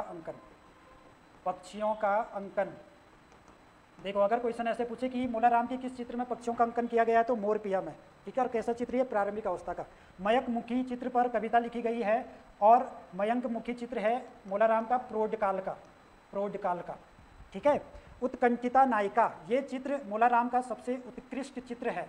सबसे उत्कृष्ट चित्र पूछे तो उत्कंठिता नायिका। जबकि दंपति चित्र जो है मोलाराम का, इसे रूप चित्र भी कहते हैं भाई, रूप चित्र के नाम से जाना जाता है। और ये राजा प्रद्युमन शाह और उनकी रानी का चित्र है, दंपति चित्र। ठीक है। चलो यानी कि इसका आंसर क्या हो जाएगा, बी। नेक्स्ट देखो 54। निम्न में से गलत कथन का चयन करना है। आरती की थाली पर बनाए गए चित्र उसे बोलते हैं शैली। ठीक है। शुभ कार्यों में बुरी आत्माओं से रक्षा के लिए उसे क्या बोलते हैं, उस चित्र को स्यो चित्र बोलते हैं। मिट्टी से बनाई गई देव मूर्तियाँ इसे बोलते हैं डिकारा। ठीक है। जबकि ज्योति क्या होती है, ज्योति होती है देव आकृतियाँ। यानी कि अगर आप दीवारों पर बिस्वार से, चावल का जो घोल होता है, बिस्वार से अगर आप दीवारों पर देव आकृतियाँ बनाते हैं, उसे बोलते हैं ज्योति। ठीक है, ज्योति मातृका पूरा नाम। जबकि मिट्टी से अगर आप कुछ बनाते हैं, भगवान देव मूर्तियाँ बनाते हैं आप मिट्टी से, तो उसे बोलते हैं डिकारा। ठीक है। तो यानी कि ऑप्शन से यहाँ पर गलत हो जाएगा। मंडप पर बनाए गए चित्र को क्या बोलते हैं, खोड़िया। चलो नेक्स्ट क्वेश्चन देखना 55। निम्न में से एक पृथक राज्य आंदोलन के समय रामपुर तिहार कांड के ऊपर बनाई गई फिल्म, उसका नाम था 1300 फिल्म। ठीक है। ये बनाई गई है किसके ऊपर, रामपुर जो आपका मुजफ्फरनगर कांड हुआ था, रामपुर तिहार कांड, उसके ऊपर कौन सी फिल्म बनाई गई है, 1300। इसके निर्देशक है अनिल जोशी। ठीक है। निर्माता बोल सकते हैं आप, अनिल जोशी है। मधुली फिल्म, ये फिल्म आपकी कुली बेगार के ऊपर बनाई गई है भाई। कुली बेगार के ऊपर कौन सी फिल्म बनाई गई है, मधुली फिल्म। और इसके जो राइटर थे वो थे सुरदर्शन शाह राजा नहीं थे, वो राजा अलग है, ये अलग है व्यक्ति। ठीक है। चक्रचाल फिल्म, ये भूकंप पर आधारित फिल्म है भाई। भूकंप पर आधारित फिल्म पूछे तो चक्रचार है। और गोरा फिल्म अगर पूछे आपसे, तो ये पर्यावरण पर आधारित फिल्म पूछे तो आपकी कौन सी है, गोरा फिल्म।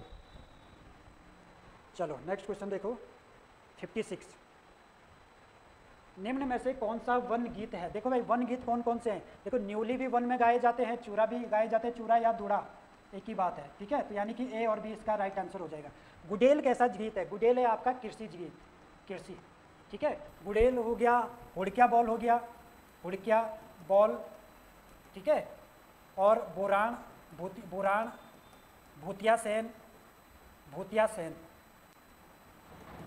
सेन, ये सारे के सारे कृषि गीत है भाई। जैसे गुडेल हो गया आपका, हुड़किया बॉल हो गया, बोरान हो गया, भूतिया सेन हो गया, ये सारे कृषि गीत है भाई। ठीक है। चलो नेक्स्ट देखो 57 क्वेश्चन।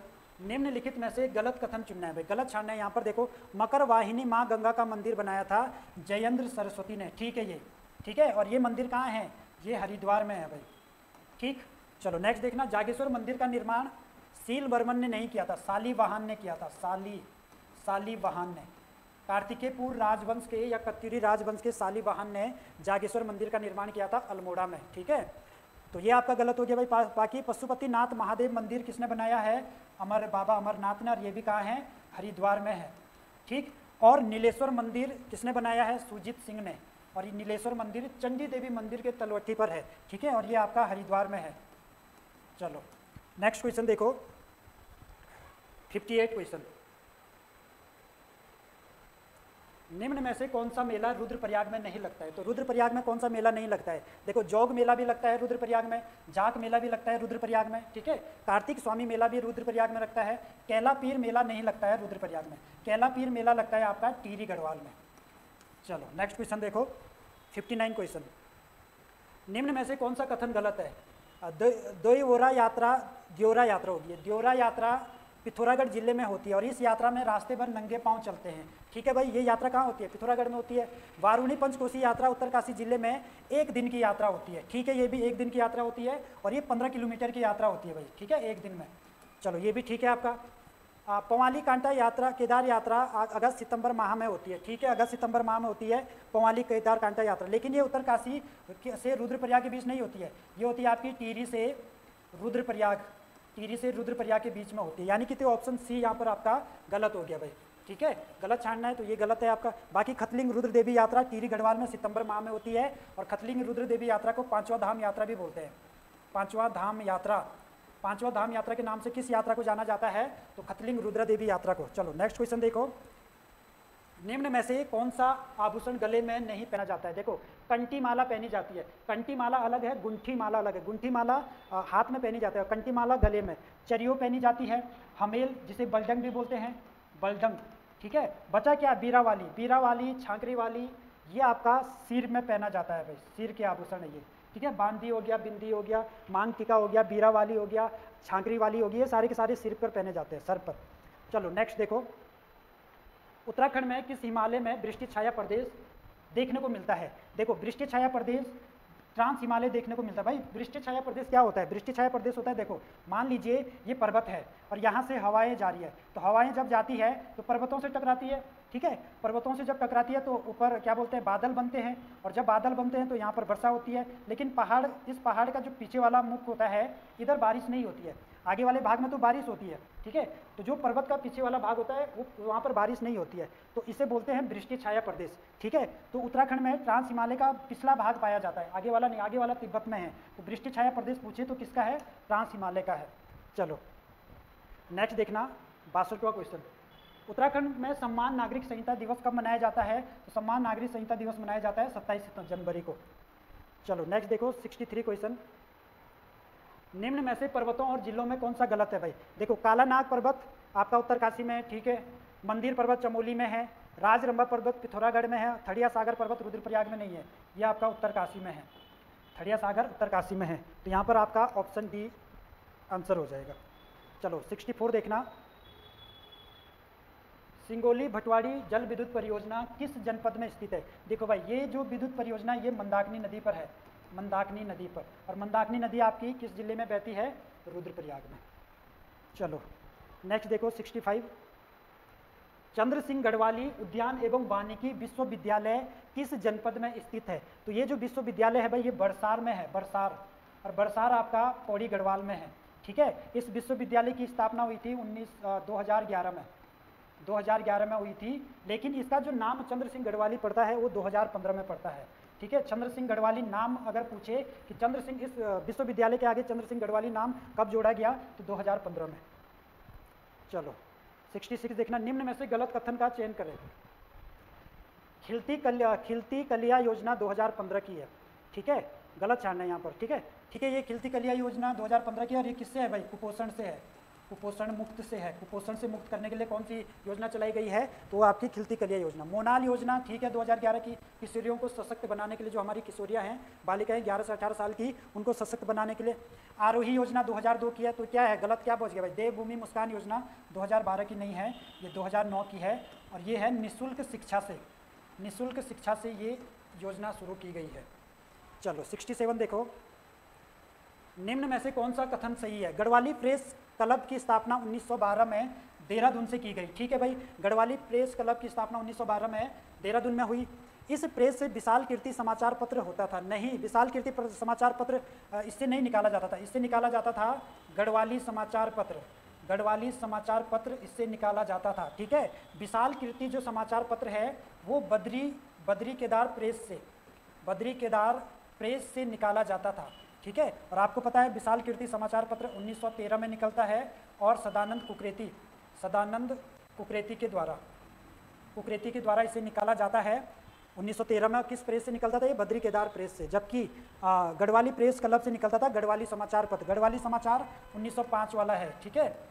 बाकी विशाल कीर्ति उत्तराखंड से निकलने वाला पहला गढ़वाली समाचार पत्र है भाई। गढ़वाल समाचार नहीं है, गढ़वाली भाषा का।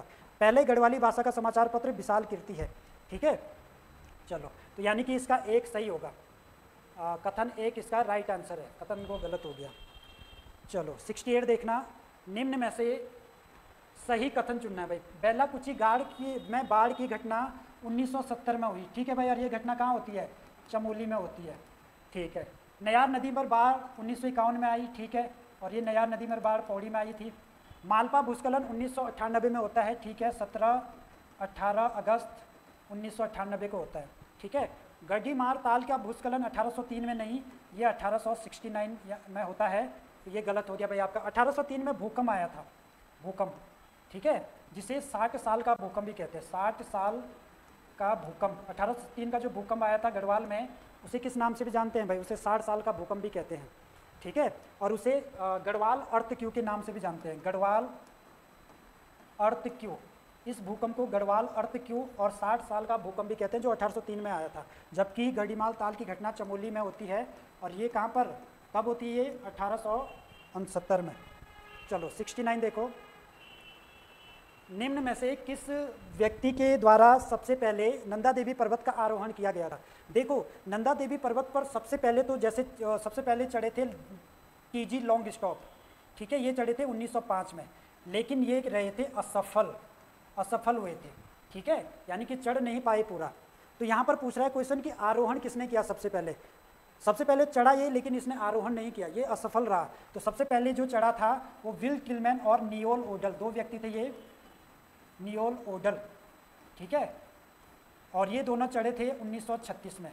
तो नंदा देवी पर्वत का जो सफलतापूर्वक आरोहण होता है वो 1936 में होता है, विल टिलमैन और नियोल ओडल के द्वारा, ठीक है। और अगर क्वेश्चन ये पूछे कि सबसे पहले नंदा देवी पर कौन चढ़े थे भाई, तो टीजी लॉन्ग स्टॉप चढ़े थे। ये यहाँ पर चढ़ नहीं पाए, असफल रहे, लेकिन इन्होंने एक और पर्वत की चढ़ाई की थी, त्रिशूल पर्वत। इन्होंने त्रिशूल पर्वत जो चमोली में है उसका आरोहण किया था 1907 में, ठीक है। किसने? टीजी लॉन्ग स्टॉप ने, ठीक। अच्छा, एडमुंड स्मिथ ने म्यूंडार घाटी की खोज की थी। ब्यूंडार घाटी की खोज की थी, ठीक है। जो लक्ष्मण नदी जिस घाटी से गुजरती है ना, लक्ष्मण गंगा, तो उसे ब्यूंडार घाटी बोलते थे। उसकी खोज करने वाले कौन है? एडमुंड स्मिथ, ठीक। चलो लास्ट क्वेश्चन देखो भाई। नाट्य एवं क्या पूछ रहे हैं ये? लास्ट क्वेश्चन देखना। नाट्य एवं संगीत अकादमी की स्थापना फल सीमा में कब की गई भाई? ठीक है, तो ये की गई थी 2002 में, ठीक। 2003 में क्या हुआ था? उदय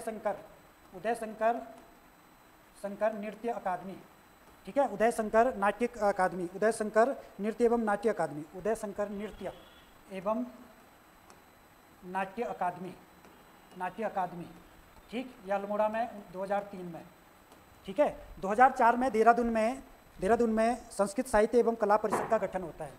संस्कृत साहित्य एवं कला परिषद का गठन होता है, ठीक है। 2004 में कहाँ पर? ये देहरादून में होता है, ठीक, देहरादून। और 2010 में हिमालय सांस्कृतिक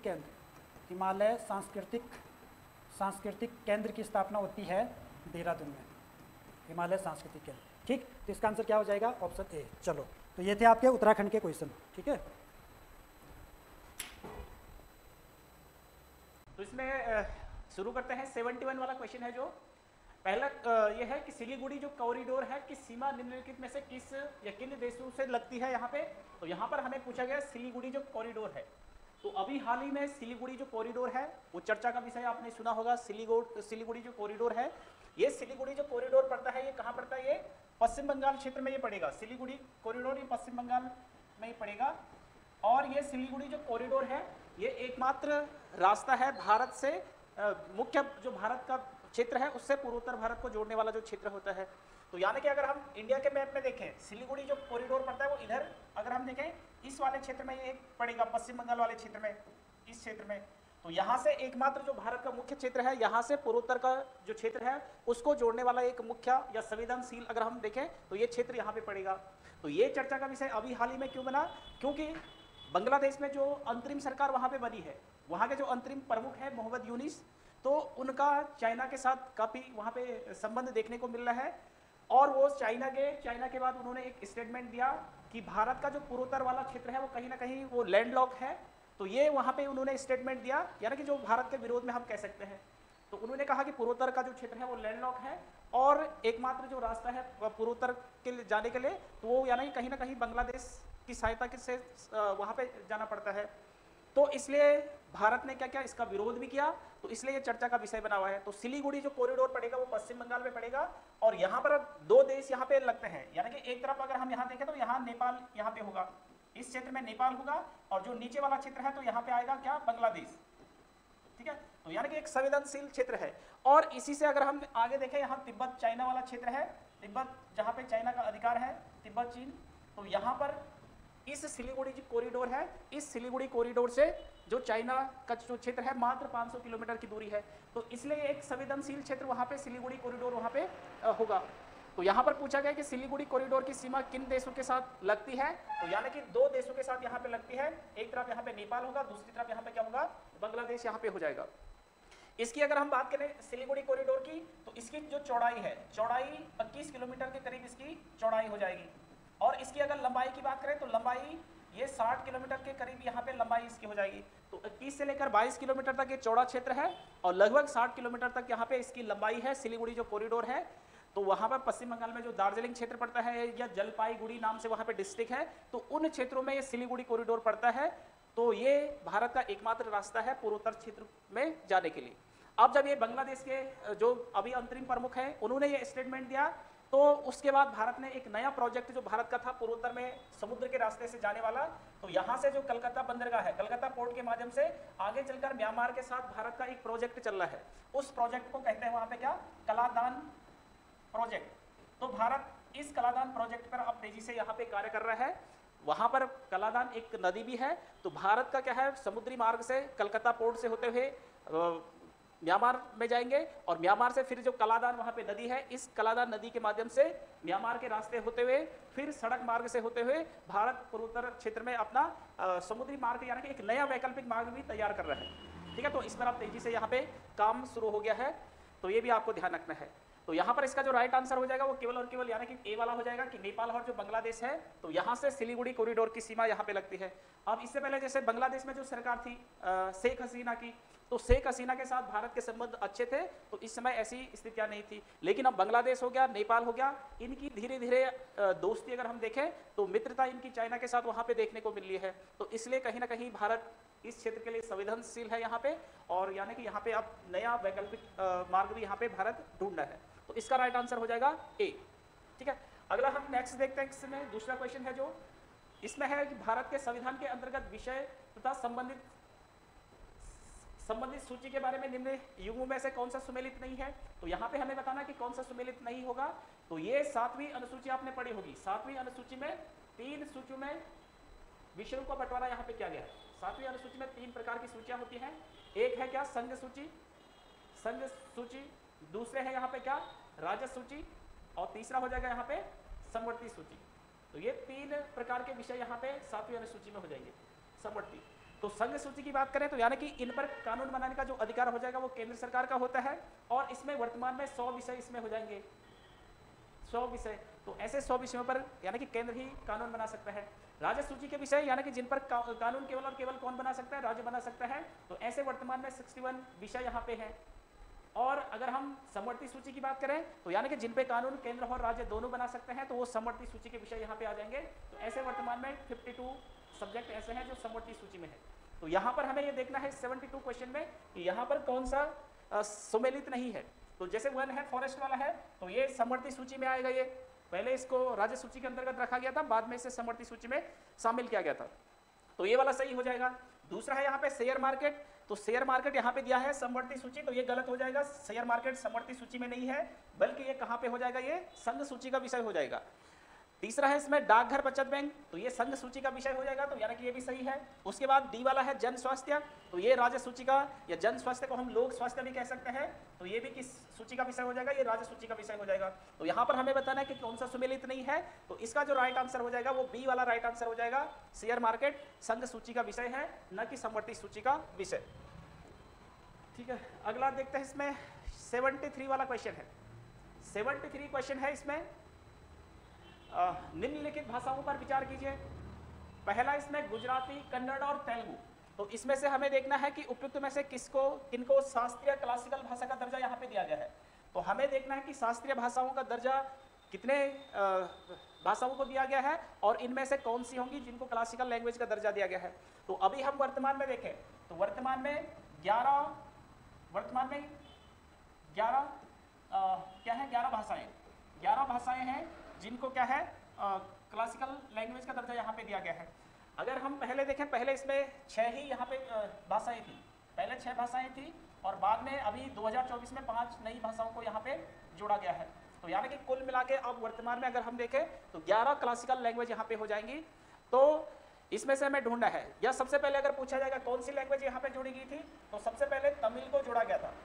तमिल को शास्त्रीय भाषा का दर्जा दिया गया था सबसे पहले 2004 में। उसके बाद इसमें फिर आता है 2005 में संस्कृत को यहाँ पे क्लासिकल लैंग्वेज का दर्जा दिया जाता है। उसके बाद यहाँ पे अगर हम देखें कन्नड़ और तेलुगु, तो इन दोनों को 2008 में क्लासिकल लैंग्वेज का दर्जा दिया गया था।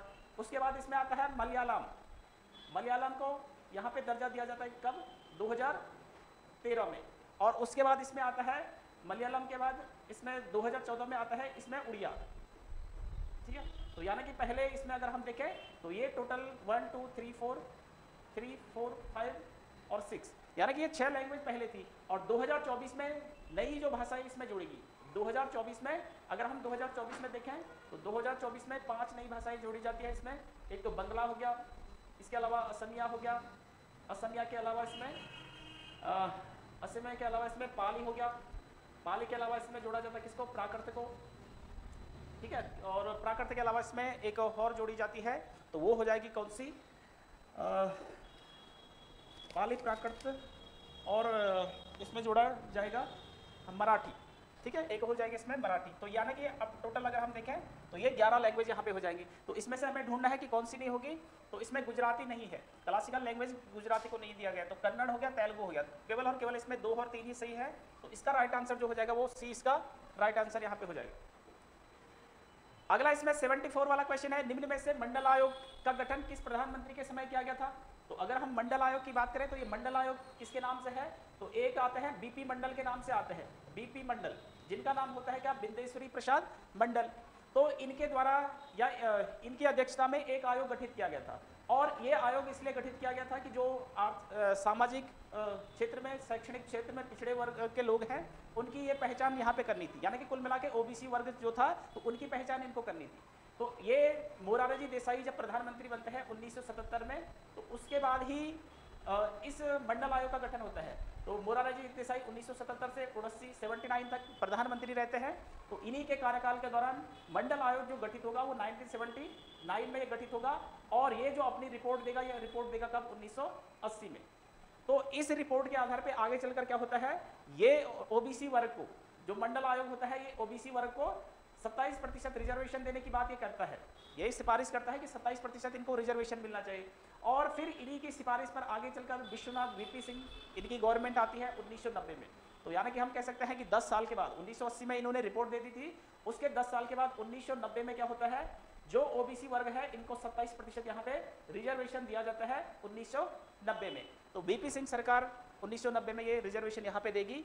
फिर इस ओबीसी रिजर्वेशन को यहाँ पे कोर्ट में चुनौती दी जाती है, जिसे कहा जाता है क्या, इंदिरा साहनी वाद के नाम से सुना होगा, इंदिरा साहनी वाद। तो इंदिरा साहनी जो वाद आता है ये 1992 का आता है।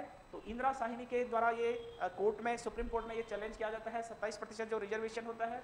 फिर ये इंदिरा साहनी वाद के नाम से 1992 में जाना जाता है। तो इस वाद में सुप्रीम कोर्ट क्या कहता है, इसमें कहता है कि जो ओबीसी जो ये आरक्षण है, ये 50% आरक्षण से अधिक नहीं होना चाहिए, इतना रिजर्वेशन की बात सुप्रीम कोर्ट कहता है। इसके अलावा यहाँ पे जो पदोन्नति होती है, पदोन्नति में आरक्षण के लिए मना करता है कि पदोन्नति में आरक्षण नहीं होना चाहिए, तो ये सिफारिश यहाँ पे सुप्रीम कोर्ट करेगा। इसके अलावा यहाँ पे एक आता है क्रीमी लेयर वाला, क्रीमी लेयर, तो यानी कि क्रीमी लेयर का प्रावधान यहाँ पे सुप्रीम कोर्ट करता है कि जो इसमें क्रीमी लेयर होंगे ओबीसी वर्ग में, तो उनको इससे हटा दिया जाए। तो इसका जो राइट आंसर होना था वो होना था कौन सा, सी राइट आंसर होना था कि मोरारजी देसाई के समय में मंडल आयोग का गठन यहाँ पे किया गया। 75 वाला क्वेश्चन देखते हैं, निम्न में से 3 देशों के मिलन बिंदु पर कौन सी घाटी अवस्थित है। तो यहाँ पर हमें बताना कि 3 देशों के मिलन बिंदु पर कौन सी घाटी अवस्थित होगी। तो यहाँ पे चुंबी घाटी की बात करें तो चुंबी घाटी ये 3 देशों के मिलन बिंदु पर स्थित है, सिक्किम में ये पड़ेगा। और ये 3 देशों के मिलन बिंदु यानी कि यहाँ पे पड़ेंगे कौन कौन से देश, तो एक तो भारत हो जाएगा, इसके अलावा भारत के अलावा इसमें तिब्बत चाइना वाला जो क्षेत्र होता है वहाँ, और तीसरा इसमें भूटान। तो इन 3 देशों के मिलन बिंदु पर चुंबी घाटी सिक्किम में स्थित होगा, जिसे ट्राई जंक्शन के नाम से यहाँ पे जाना जाता है। तो ये अगर हम बात करें यहीं पर क्या है, यहीं पर भूटान में डोकलाम, यहाँ पे डोकलाम विवाद सुना होगा, यहाँ पे डोकलाम विवाद ये 2017 में देखने को मिला था भारत और किसके मध्य, ये भारत और चाइना के मध्य ये 2017 में यहाँ पे देखने को मिला था। तो यहाँ पर डोकलाम जो क्षेत्र पड़ता है, वैसे ये तिब्बत वाले ये भूटान वाले क्षेत्र में पड़ता है, लेकिन यहाँ पे जो चाइना है वो डोकलाम क्षेत्र को अपना क्षेत्र मानता है और भारत इसको भूटान का ही क्षेत्र मानता है। तो इसलिए चाइना यहाँ पर अधिकार करने की कोशिश करता है और भारत इसका विरोध करता है, और इसीलिए डोकलाम विवाद जो 2017 में भारत और चाइना के मध्य यहाँ पे देखने को मिला था। ठीक है, तो यहाँ पर चुंबी घाटी जो होगा वो सिक्किम में यहाँ पे पड़ेगा। और ये चुंबी घाटी जो है, ये जो हमने सिलीगुड़ी कॉरिडोर देखा था, तो सिलीगुड़ी कॉरिडोर से चुंबी घाटी मात्र 500 किलोमीटर के लगभग ही पड़ता है। तो यानी कि संवेदनशील क्षेत्र है अंतर्राष्ट्रीय सामरिक दृष्टि से अगर हम देखें यहाँ पे। वहीं पर अगर हम नेलांग घाटी की बात करें तो नेलांग घाटी कहाँ है, ये उत्तराखंड के उत्तरकाशी में स्थित होगी, उत्तरकाशी उत्तराखंड में ये स्थित होगी, और यानी कि यहाँ से भी फिर उधर चाइना वाला क्षेत्र लग जाएगा। गलवान घाटी की बात करें तो ये लद्दाख में पड़ेगा, गलवान घाटी, और यहाँ पर हम कह सकते हैं कि एक तरफ लद्दाख वाला क्षेत्र है और दूसरा यहाँ पे चाइना वाला क्षेत्र है, अक्साई चीन वाला क्षेत्र। तो गलवान घाटी लद्दाख हो गया और अक्साई चीन के क्षेत्र में ये पड़ेगा। और इसी गलवान घाटी में 2020 में यहाँ पे जून 2020 में भारत और चाइना के मध्य विवाद यहाँ पे बढ़ गया था, तो ये गलवान घाटी लद्दाख क्षेत्र में पड़ेगी। मालला घाटी की बात करें तो मालला घाटी जो है ये पड़ेगा कहाँ पे, ये हिमाचल प्रदेश में ये मालला घाटी पड़ेगी एचपी में, और यहीं पर इसे छोटा यूनान के नाम से इसे जाना जाता है, छोटा यूनान के नाम से मालला घाटी को जाना जाता है। तो इसका जो राइट आंसर था वो सी इसका राइट आंसर होना था यहाँ पे, कि 3 देशों के जो मिलन बिंदु पर है वो चुंबी घाटी यहाँ पे होगा। ठीक है, अगला है इसमें 76 वाला क्वेश्चन है। इसमें 76 निम्नलिखित कथनों पर विचार कीजिए। पहला है इसमें किसी भी व्यक्ति के लिए पंचायत का सदस्य बनने के लिए न्यूनतम निर्धारित आयु 25 वर्ष है। तो यहाँ पर पंचायत अगर चुनाव लड़ना है तो वहाँ पे न्यूनतम आयु 25 वर्ष नहीं, बल्कि पंचायतों के लिए यहाँ पे कितनी हो जाएगी, 25 वर्ष यहाँ पे होती है। तो पहला वाला जो कथन हो जाएगा वो गलत हो जाएगा। दूसरा है पंचायतों के समय पूर्व भंग होने के पश्चात पुनर्गठित पंचायत केवल अवशिष्ट समय तक के लिए ही जारी रहती है। तो यानी कि अगर बीच में किसी कारणवश चुनाव भंग हो गया, चुनाव रद्द हो गया, तो किसी की मृत्यु होगी इस कारण से, तो दोबारा जब पंचायत चुनाव होंगे तो वह शेष जो अवधि रहेगी उसके लिए ही यहाँ पे समय तक के लिए ही वो काम करेंगे। तो दूसरा वाला यहाँ पे राइट आंसर हो जाएगा। ठीक है, तो इसमें हमें बताना है कि कौन सा इसमें से सही है। तो केवल और केवल इसमें क्या हो जाएगा, 2 सही हो जाएगा, तो 20 का क्या हो जाएगा, राइट आंसर यहाँ पे हो जाएगा। अगला इसमें 77 वाला क्वेश्चन है। 77 वाला क्वेश्चन, निम्न में से आयकर किस प्रकार का एक कर है। तो ये हो जाएगा किस प्रकार का कर है, तो ये डायरेक्ट टैक्स यहाँ पे हो जाएगा। जो इनकम टैक्स है वो डायरेक्ट टैक्स यहाँ पे है। तो एक होता है डायरेक्ट टैक्स और एक होता है इनडायरेक्ट टैक्स। डायरेक्ट टैक्स यानी कि इसमें शिफ्टिंग प्रक्रिया नहीं पाई जाती है, जिस व्यक्ति पर जिस पे डायरेक्ट टैक्स लगेगा वही उसका भुगतान करता है। इनडायरेक्ट टैक्स में क्या होता है, इसमें शिफ्टिंग प्रक्रिया पाई जाती है, यानी कि जिस पे लगता है और जिस पे लगना था भुगतान कोई और करता है, तो यानी कि इसमें शिफ्टिंग प्रक्रिया होगी, और डायरेक्ट टैक्स में शिफ्टिंग प्रक्रिया नहीं पाई जाती है। ठीक है, तो इसका राइट आंसर था ए।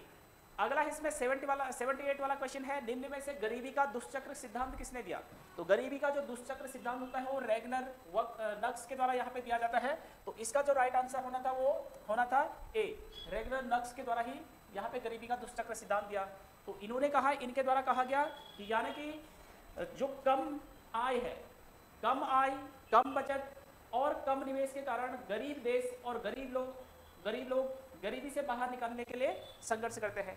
तो यानी कि कम आय होगी तो बचत भी क्या हो जाएगी, कम हो जाएगी। कम बचत होगी तो निवेश इन्वेस्टमेंट कम हो जाएगा, कम इन्वेस्टमेंट होगा तो यानी कि उत्पादकता जो होगी वो भी कम हो जाएगी। तो इसलिए क्या होता है, जो गरीब देश है और गरीब लोग हैं वो इसके लिए लगातार संघर्ष यहाँ पे करते रहते हैं। तो ये रेगनर नक्स के द्वारा ये सिद्धांत यहाँ पे दिया जाता है।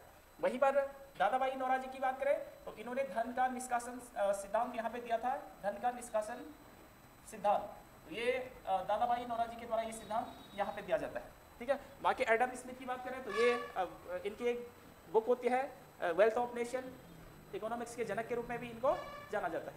तो इसका राइट आंसर था ए। अगला है 79 वाला क्वेश्चन है, निम्नलिखित द्वीपों के युग में से कौन सा एक 10 अंश जलमार्ग द्वारा आपस में पृथक किया जाता है। तो यहाँ पर हम 10 अंश जलमार्ग के द्वारा पृथक होने की बात अगर हम देखें तो यानी कि इसी को हम 10 डिग्री चैनल कह सकते हैं, 10 डिग्री चैनल। तो 10 डिग्री चैनल के मध्य जो पृथक होते हैं तो यहाँ पर अंडमान और निकोबार के मध्य होगा। अगर आपने अंडमान निकोबार के द्वीप पढ़े होंगे तो यहाँ अंडमान के इस प्रकार से द्वीप, 4 द्वीप अंडमान के ऊपर मुख्य रूप से होते हैं और उसके बाद यहाँ पे निकोबार के 3 मुख्य द्वीप यहाँ पे होते हैं।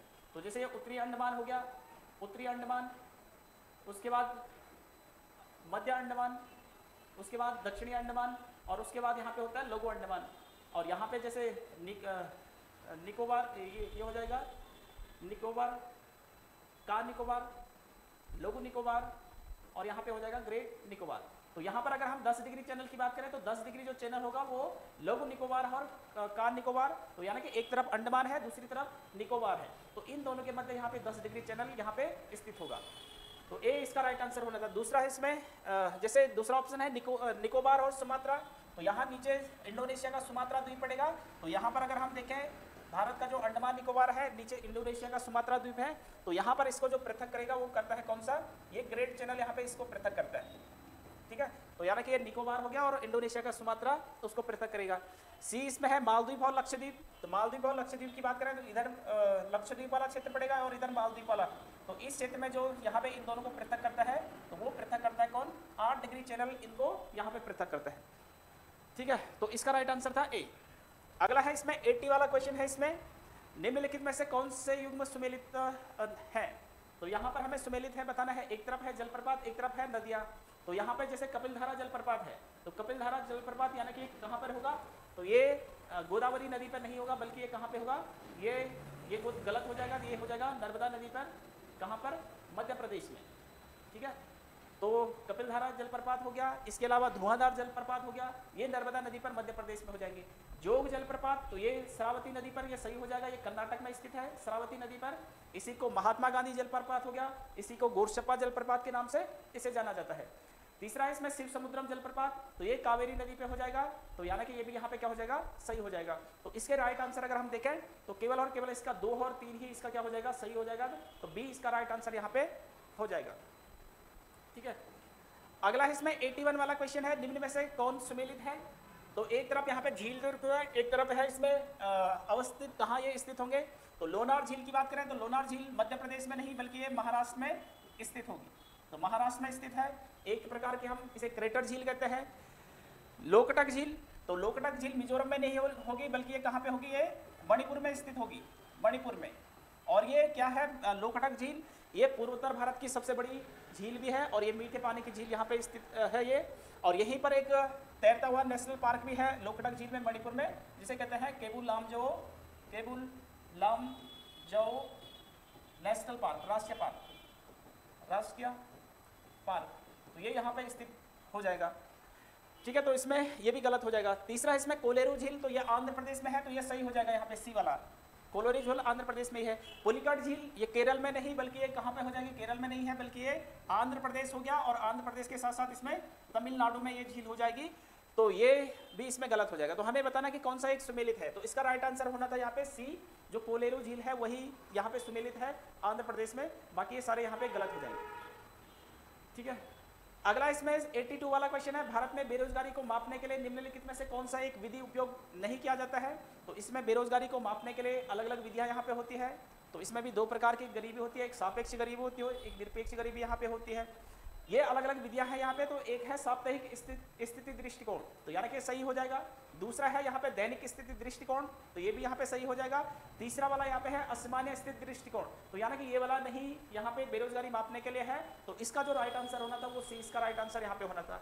और डी वाला इसमें सामान्य स्थिति दृष्टिकोण, तो इस आधार पे भी बेरोजगारी यहाँ पे मापी जा सकती है, तो सी इसका राइट आंसर है। और बेरोजगारी मापने के लिए अगर हम बात करें तो अभी वर्तमान में यानी कि एनएसओ राष्ट्रीय सांख्यिकी कार्यालय ही क्या करता है, बेरोजगारी से संबंधित आंकड़ों को तैयार करेगा। पहले यहाँ पे क्या होता था, पहले यहाँ पे एनएसएसओ होता था, नेशनल सैंपल सर्वे ऑर्गेनाइजेशन, लेकिन एनएसएसओ और एक है यहाँ पे सीएसओ, केंद्रीय सांख्यिकी जो संगठन है, इन दोनों को एक साथ मर्ज करके एनएसओ बनाया गया, राष्ट्रीय सांख्यिकी कार्यालय बनाया गया 2019 में। ठीक है, तो यानी कि वर्तमान में इस बेरोजगारी से संबंधित आंकड़ों को भी एनएसओ राष्ट्रीय सांख्यिकी कार्यालय ही यहाँ पे इनके आंकड़ों को तैयार करेगा। तो इसका राइट आंसर होना था यहाँ पे सी। 83 वाला क्वेश्चन है, महासागरों और समुद्र में ज्वार भाटाएं किसके किनके कारण यहाँ होते हैं? तो यहाँ पर पहला है सूर्य का गुरुत्व बल, तो जो ज्वार भाटा आते हैं तो ज्वार भाटा पे सूर्य हो गया, चंद्रमा हो गया और पृथ्वी का जो सेंट्रीफ्यूगल फोर्स होता है, अपकेंद्रीय बल, तो ये तीनों यहाँ पे कार्य करते हैं। तो यानी कि इसमें सूर्य का गुरुत्व बल ये सही होना था, चंद्रमा का गुरुत्व बल तो ये भी यहाँ पे सही था, और पृथ्वी का अपकेंद्रीय बल तो ये भी सही था। तो इसमें तीनों के तीनों सही होने थे यहाँ पे, तो इसका राइट आंसर होना था यहाँ पे 1, 2 और 3, यानी कि डी इसका राइट आंसर यहाँ पे होना था। अगर पूछा जाएगा कि जब ज्वार भाटा आते हैं तो इसमें सबसे ज़्यादा ज्वार भाटा आने का प्रमुख अगर हम देखें इन तीनों में से, तो प्रमुख सबसे ज़्यादा जो प्रभाव पड़ता है वो चंद्रमा का गुरुत्व बल पड़ता है ज्वार भाटा आने पे। तो यहाँ पर भी फिर ज्वार भाटा यानी कि ज्वार भी दो प्रकार के होते हैं, एक होता है उच्च ज्वार होता है और एक होता है क्या, इसमें निम्न ज्वार होता है। तो उच्च ज्वार में क्या होता है, उच्च ज्वार में सामान्य से अधिक ज्वार यानी पानी ऊपर उठता है, और निम्न ज्वार में सामान्य से नीचे यहाँ पे पानी उठता है। तो उच्च ज्वार यानी कि जब इस प्रकार के सूर्य, चंद्रमा और पृथ्वी तीनों एक सीधी रेखा में होंगी, यानी कि जब सूर्य ग्रहण और चंद्र ग्रहण की स्थिति होगी, 180 डिग्री का एंगल इनके मध्य बनेगा, तो उस समय उच्च ज्वार यहाँ पे आता है। निम्न ज्वार की कंडीशन कब बनती है, तो जब सूर्य, चंद्रमा और पृथ्वी की कंडीशन इस प्रकार से यानी कि 90 डिग्री का एंगल बने, यानी कि यहाँ पे अगर पृथ्वी है और एक तरफ सूर्य है और एक तरफ चंद्रमा है, तो इस कंडीशन में जो ज्वार आएगा वो निम्न आएगा, यानी कि इनके मध्य 90 डिग्री का एंगल यहाँ पे बनता है। तो इसका राइट आंसर यहाँ पे होना था डी। अगला इसमें 84 वाला क्वेश्चन है, निम्नलिखित नदियों पर विचार कीजिए। पहला इसमें बराक नदी, फिर दूसरी है लोहित नदी, सुबनसिरी नदी। तो इसमें से हमें बताना है उपयुक्त में से कौन सी अरुणाचल प्रदेश से होकर बहती है। तो अरुणाचल प्रदेश से बहने वाली इनमें से नदियों की अगर हम बात करें, ये तीनों के तीनों जो नदियां हैं, ये किसकी सहायक नदियां हैं, तो ये ब्रह्मपुत्र की सहायक नदियां हैं, तीनों के तीनों ब्रह्मपुत्र की सहायक नदियां हैं। लेकिन यहाँ पर क्या होता है, लोहित नदी हो गया और सुबनसिरी, तो यही दो नदियां क्या है, ये अरुणाचल प्रदेश क्षेत्र से बहती है। अरुणाचल प्रदेश हो गया, असम हो गया, इन क्षेत्रों में ये बहती है। जबकि जो बराक नदी होती है, तो यहाँ से जैसे ब्रह्मपुत्र नदी आई और यहाँ से जो गंगा जा रही है आगे चलकर बांग्लादेश में पद्मा के नाम से, ये दोनों के दोनों आगे चलकर मेघना के नाम से यहाँ बहते हैं बांग्लादेश में। तो इसी मेघना में आगे चलकर यानी कि बराक नदी यहाँ पे आएगी, और बराक जो नदी है ये कहाँ से निकलती है, तो ये मणिपुर की पहाड़ियों से निकलती है, मणिपुर पहाड़ी। तो यानी कि जो बराक नदी है वो अरुणाचल प्रदेश से होकर नहीं बहती है, केवल और केवल लोहित और सुबनसिरी ही यहाँ अरुणाचल प्रदेश से होकर बहेंगे। तो इसका जो राइट आंसर होना था केवल और केवल 2 और 3 ही, तो सी इसका राइट आंसर यहाँ पे होना था। अगला इसमें 85 वाला क्वेश्चन है, इसमें कॉलेजियम के संदर्भ में निम्नलिखित कथनों पर विचार कीजिए। तो यहाँ पे हमें देखना है कि कॉलेजियम जो सिस्टम है, कॉलेजियम जो प्रणाली है, सुप्रीम कोर्ट और हाई कोर्ट के जो न्यायाधीश होते हैं इनकी नियुक्तियां होती है, इनकी ट्रांसफर होते हैं। तो इसमें कॉलेजियम जो प्रणाली है, तो ये किस आधार पे यहाँ पे है, तो पहला है इसमें यह सर्वोच्च न्यायालय और उच्च न्यायालयों में न्यायाधीशों की नियुक्ति और हस्तांतरण की पद्धति को संदर्भित करती है। तो यानी कि ये पहला वाला कथन यहाँ पे क्या हो जाएगा, सही हो जाएगा। कॉलेजियम प्रणाली जो सुप्रीम कोर्ट में न्यायाधीशों की नियुक्ति और ट्रांसफर से संबंधित और हाई कोर्ट के न्यायाधीशों की नियुक्ति और ट्रांसफर से संबंधित, तो ए वाला इसमें सही हो जाएगा। दूसरा वाला है यह प्रणाली सर्वोच्च न्यायालय के 4 ऐतिहासिक मामलों के माध्यम से विकसित हुई है। तो 4 ऐतिहासिक मामले से विकसित इसे हम कह सकते हैं। पहला जैसे 1981 में आता है, इसे एसपी गुप्ता बनाम भारत संघ के नाम से इसे जाना जाता है। तो ये यहाँ पे पहला केस यहाँ पे न्यायाधीशों की नियुक्ति से संबंधित ये आता है। उसके बाद दूसरा जो प्रमुख केस यहाँ पे आता है 1993 का, इसको सेकंड जजेस केस यहाँ पे कहते हैं, जजेस केस, ठीक है। उसके बाद तीसरा जो आता है 1998 में आता है, थर्ड जजेस केस के नाम से जिसे जाना जाता है। और उसके बाद अगर हम देखें तो एक अभी वर्तमान यानी कि 2015 में एक नया मामला जो एनजैक था, एनजैक आपने सुना होगा, एनजैक, ये 2014 में एक 99 संविधान संशोधन हुआ था, 99 संविधान संशोधन 2014। तो 99 संविधान संशोधन 2014 के द्वारा न्यायाधीशों की नियुक्ति के लिए एक एनजेक संस्था बनाई गई थी। अगर हम पहले बात करें तो पहले क्या होता था, केवल मंत्रिपरिषद के परामर्श के आधार पर इनकी नियुक्तियां होती थी। बाद में 1993 में सुप्रीम कोर्ट का जो सेकंड जजेस केस आता है, तो इस मामले में सुप्रीम कोर्ट कहता क्या, यहाँ पर एक चीफ जस्टिस ऑफ इंडिया होंगे और इसमें 2 वरिष्ठ जो न्यायाधीश होंगे, वरिष्ठ न्यायाधीश, तो ये अपना परामर्श देंगे राष्ट्रपति को और तभी जाके न्यायाधीशों की नियुक्तियां यहाँ पे होंगी। तो यहाँ पे सेकंड जजेस केस में सुप्रीम कोर्ट ये सिफारिश करते हैं। तो एक तो मुख्य न्यायाधीश हो गए सुप्रीम कोर्ट के, और दूसरा जो वरिष्ठ 2 न्यायाधीश हैं, तो इनकी सिफारिशों के आधार पे यानी कि एक कॉलेजियम प्रणाली यहाँ पे बनाई गई थी। 1998 में जो थर्ड जजेस केस होता है, तो इसमें यहाँ पर जो कॉलेजियम प्रणाली होती है, इसमें सुप्रीम कोर्ट 2 वरिष्ठ न्यायाधीश की जगह यहाँ पे 4 वरिष्ठ न्यायाधीश की व्यवस्था यहाँ पे करता है। तो यानी कि एक तो चीफ जस्टिस ऑफ इंडिया होंगे और इसके अलावा 4 वरिष्ठ यहाँ पे न्यायाधीश होंगे। इन्हीं की सिफारिश के आधार पे राष्ट्रपति सुप्रीम कोर्ट और हाई कोर्ट के न्यायाधीशों की नियुक्ति कर पाएंगे। तो ये थर्ड जजेस केस में ये आता है। लेकिन इसके बाद गवर्नमेंट क्या करती है, जब 2014 में बीजेपी गवर्नमेंट आती है, तो 2014 में अगस्त के माह में 99 संविधान संशोधन 2014 किया जाता है, और जिसके माध्यम से जो ये वाली प्रणाली थी मुख्य न्यायाधीश और 4 वरिष्ठ न्यायाधीशों के कॉलेजियम प्रणाली, इसको समाप्त करके एक एनजेक संस्था यहाँ पे बनाई जाती है। और इस एनजेक संस्था में कहीं ना कहीं कार्यपालिका का हस्तक्षेप यहाँ पे देखने को मिलता है। इसमें कानून मंत्री को सदस्य के रूप में बनाया गया था, इसलिए 2015 में सुप्रीम कोर्ट ने यहाँ पर अपना डिसीजन दिया और इस माध्यम से एनजेक संस्था को समाप्त करके पुनः जो ये वाली प्रणाली थी थर्ड जजेस केस वाली, तो इसको बरकरार आगे रखा है। तो वर्तमान में यही कॉलेजियम प्रणाली है न्यायाधीशों की नियुक्ति के और ट्रांसफर के संबंध में। तो यानी कि इस प्रकार से हम कह सकते हैं कि ये 4 ऐतिहासिक मामले हैं तो जिससे ये विकसित हुई है। तो इसका जो राइट आंसर होना था, तो दोनों के दोनों इसमें सही होने थे, तो सी इसका यहाँ पे राइट आंसर था। ठीक है, अगला देखते हैं। इसमें 86 वाला क्वेश्चन है, निम्न में से किस अनुच्छेद के तहत किसी व्यक्ति को केवल धर्म, मूल वंश, जाति या लिंग के आधार पर मतदाता सूची में शामिल होने से रोका नहीं जा सकता है? तो ये कहाँ पर लिखा गया है? तो ये अनुच्छेद 325 में ये लिखा गया है। अनुच्छेद 325 के आधार पे ये कहा गया है कि मतदाता सूची में धर्म, मूल वंश, जाति, इन लिंग इस आधार पे इसमें वंचित नहीं किया जा सकता है। तो ये सी इसका राइट आंसर होना था। आर्टिकल 324 में अगर हम बात करें तो इसमें इलेक्शन कमीशन का प्रावधान यहाँ पे किया गया है, निर्वाचन आयोग का प्रावधान अनुच्छेद 324 में किया गया है। अनुच्छेद 326 की बात करें तो यहाँ पर वयस्क मताधिकार का प्रावधान अनुच्छेद 326 में किया गया है, और वयस्क मताधिकार यानी कि जो भी 18 वर्ष से ऊपर है तो उसका प्रावधान यहाँ पे किया गया है। पहले ये 21 वर्ष यहाँ पे वयस्क मताधिकार था, लेकिन 61वें संविधान संशोधन 1988 के द्वारा इसे 21 वर्ष से 18 वर्ष यहाँ पे किया जाता है। अनुच्छेद 360 की बात करें तो यहाँ पर वित्तीय आपातकाल का प्रावधान यहाँ पे किया गया है, वित्तीय आपातकाल। ठीक है, तो इसका जो राइट आंसर होना था वो सी इसका राइट आंसर यहाँ पे होना था। अगला है 87 वाला क्वेश्चन है, किसान आंदोलनों के संदर्भ में भारत के किस भाग में तैभागा आंदोलन हुआ था? तो तैभागा आंदोलन की अगर हम बात करें तो ये बंगाल क्षेत्र में होता है। 1946-47 के समय में ये बंगाल क्षेत्र में ये होता है, और यहाँ पर जो ये आंदोलन होता है ये मुख्य रूप से जो किसान होते हैं, किसानों का जमींदारों के खिलाफ यहाँ पे ये आंदोलन होता है। किसानों का जमींदारों के खिलाफ ये आंदोलन यहाँ पे चलता है, इसी को तैभागा आंदोलन यहाँ पे चलता है, कहा जाता है। तो ये आंदोलन जमींदारों के खिलाफ इसलिए चलाया जाता है क्योंकि यहाँ पे जमींदार क्या होते थे, जो कुल खेती यहाँ पे होती थी, कुल अन्न का उत्पादन होता था, तो इसमें से आधा जो हिस्सा होता था, तो आधा हिस्सा जो होता था वो जमींदारों का यहाँ पे ये रख लेते थे। तो इसी का विरोध यहाँ पे किसानों के द्वारा किया गया कि आधा हिस्सा आप नहीं रखिए, बल्कि 1/3 हिस्सा ही आपको आपके पास यहाँ पे होना चाहिए। कुल उत्पादन का 1/3 हिस्सा ही जमींदारों के पास होना चाहिए। तो इसके लिए ये तैभागा आंदोलन बंगाल क्षेत्र में चलता है, तो इसका सी राइट आंसर यहाँ पे होना था। अगला इसमें 88 वाला क्वेश्चन है, 1928 में लाहौर में लाला लाजपत राय के नेतृत्व में साइमन कमीशन का विरोध आयोजित किया गया था। 1928 में लाहौर में लाला लाजपत राय के नेतृत्व में साइमन कमीशन का विरोध आयोजित किया गया था। तो ये बिल्कुल सही है कि 1928 में लाहौर क्षेत्र में नेतृत्व जो करते हैं साइमन कमीशन का, तो वो यहाँ पे लाला लाजपत राय ये करते हैं। दूसरा कारण आर दे रखा है कि साइमन कमीशन में एक भी भारतीय सदस्य इसमें नहीं था, तो बिल्कुल ये भी सही हो जाएगा कि इसमें एक भी सदस्य यहाँ पे नहीं होते हैं। इसमें कुल साइमन कमीशन की अगर हम बात करें, साइमन कमीशन, तो ये साइमन जो कमीशन था ये 1919 के अधिनियम में प्रावधान किया गया था कि अगले 10 वर्षों में 1919 के अधिनियम की जांच वगैरह करेगा कि क्या किस प्रकार से सफलता प्राप्त हुई और क्या आगे इसमें और संवैधानिक संशोधन करने की जरूरत है। लेकिन ये साइमन कमीशन 1927 में गठित हो जाता है। 1927 में गठित हो जाता है, जबकि इससे 1919 से 1929 में इसको बनना था, लेकिन ये 1927 में गठित हो जाता है। और ये भारत पहुंचता है 3 फरवरी 1928 को।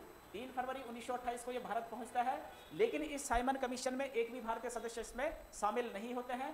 इसमें कुल 7 सदस्य होते हैं और ये सातों के सातों जो मेंबर होते हैं ये सभी के सभी यहाँ पे अंग्रेज होते हैं, ब्रिटिश होते हैं, भारतीयों को शामिल नहीं किया जाता है। इसलिए जब ये 3 फरवरी 1928 को सबसे पहले बंबई पहुंचता है तो इसका यहाँ पे काले झंडे दिखाकर इसका विरोध किया जाता है। तो भारत में अलग अलग जगहों पे इसका विरोध देखने को मिलता है, और यहीं पर अगर हम लाला लाजपत राय की बात करें तो ये लाहौर में ये नेतृत्व कर रहे होते हैं। तो इसका जो राइट आंसर होना था, आगे चलकर जैसे यहाँ पे लाला लाजपत राय पे लाठियां चलवाई जाती हैं, वहाँ पे सैंडर्स आते हैं, वो लाठियां चलाने का आदेश वहाँ पे देते हैं, और आगे चलकर लाला लाजपत राय की मृत्यु भी हो जाती है। तो इसका जो राइट आंसर होना था, ए और आर दोनों के दोनों सही है, और आर ए का सही स्पष्टीकरण हो जाएगा। तो ए इसका राइट आंसर होना था, यानी कि साइमन कमीशन में एक भी भारतीय सदस्य नहीं था, इसलिए भारतीयों के द्वारा इसका विरोध किया गया। लाहौर में लाला लाजपत राय के द्वारा नेतृत्व में विरोध किया गया। तो इसका दोनों के दोनों सही होने थे, और आर क्या होना था, ए का सही स्पष्टीकरण था। तो ए इसका राइट आंसर होना था। ठीक है, अगला देखते हैं। इसमें 89 क्वेश्चन है, निम्न में से कौन सा एक क्षेत्र 1857 के विद्रोह से प्रभावित नहीं था। तो अगर हम इसकी बात करें, 1857 की क्रांति जो हुई थी, अलग अलग क्षेत्रों में इसका नेतृत्व देखने को मिलता है, या अलग अलग क्षेत्र में प्रभावित देखते हैं। जैसे झांसी यहाँ पे होता है, रानी लक्ष्मीबाई, तो यहाँ पर देखने को मिलता है, तो ये सही हो जाएगा। इसके अलावा जैसे जगदीशपुर, अगर हम बिहार की बात करें, जगदीशपुर बिहार में, तो यहाँ पे कुंवर सिंह यहाँ पे होते हैं, कुंवर सिंह, तो ये भी सही हो जाएगा यहाँ पे। यहाँ पे जैसे लखनऊ की बात करें तो लखनऊ में कौन होता है, यहाँ पे बेगम हजरत महल यहाँ पे नेतृत्व कर रही होती हैं, तो यहाँ पर भी देखने को मिलता है। लेकिन जो चित्तौड़ वाला क्षेत्र है, यहाँ पे इसका प्रभाव नहीं देखने को मिलता है, तो बी इसका यहाँ पे राइट आंसर यहाँ पे होना था। 90 वाला क्वेश्चन है, किस मुगल बादशाह ने जजिया नामक कर पुनः लगाया था। तो जजिया नामक कर की अगर हम बात करें तो गैर हिंदुओं पर ये टैक्स लगाया जाता है था, जजिया नामक कर। तो ये अगर हम बात करें तो इसका राइट आंसर होना था औरंगजेब। औरंगजेब ने 1679 ईस्वी में 1679 में इस जजिया कर को पुनः दोबारा से यहाँ पे शुरू किया था। इससे पहले अगर हम बात करें तो सबसे पहले जो जजिया कर को लगाने वाला जो व्यक्ति होता है तो वो होता है मोहम्मद बिन कासिम।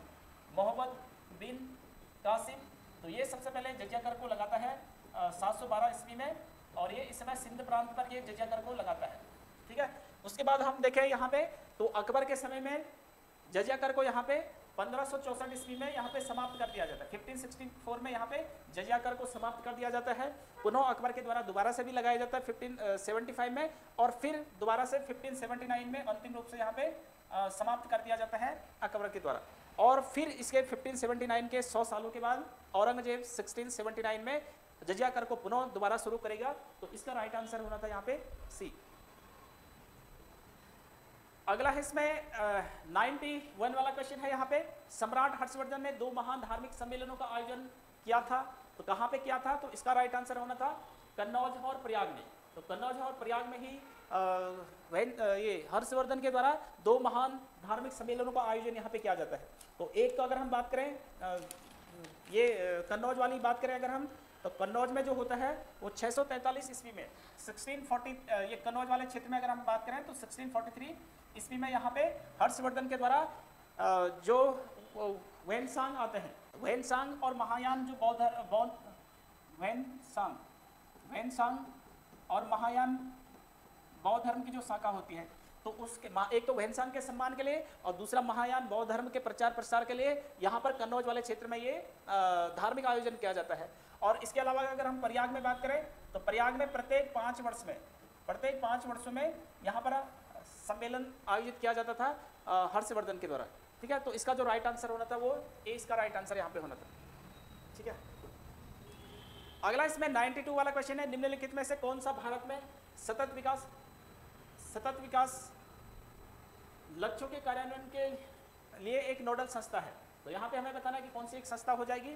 तो नीति आयोग इसका राइट आंसर हो जाएगा, बी इसका राइट आंसर होना था यहाँ पे। तो सतत विकास लक्ष्य या जिनको SDG गोल्स जिन्हें कहते हैं, सस्टेनेबल डेवलपमेंट गोल्स के नाम से, तो ये टोटल 17 गोल है, 17 लक्ष्य है यहाँ पे। कुल SDG गोल्स 17 है यहाँ पे, और इनको 2030 तक यहाँ पे पूरा करना है। 2030 तक का टारगेट यहाँ पे रखा गया है।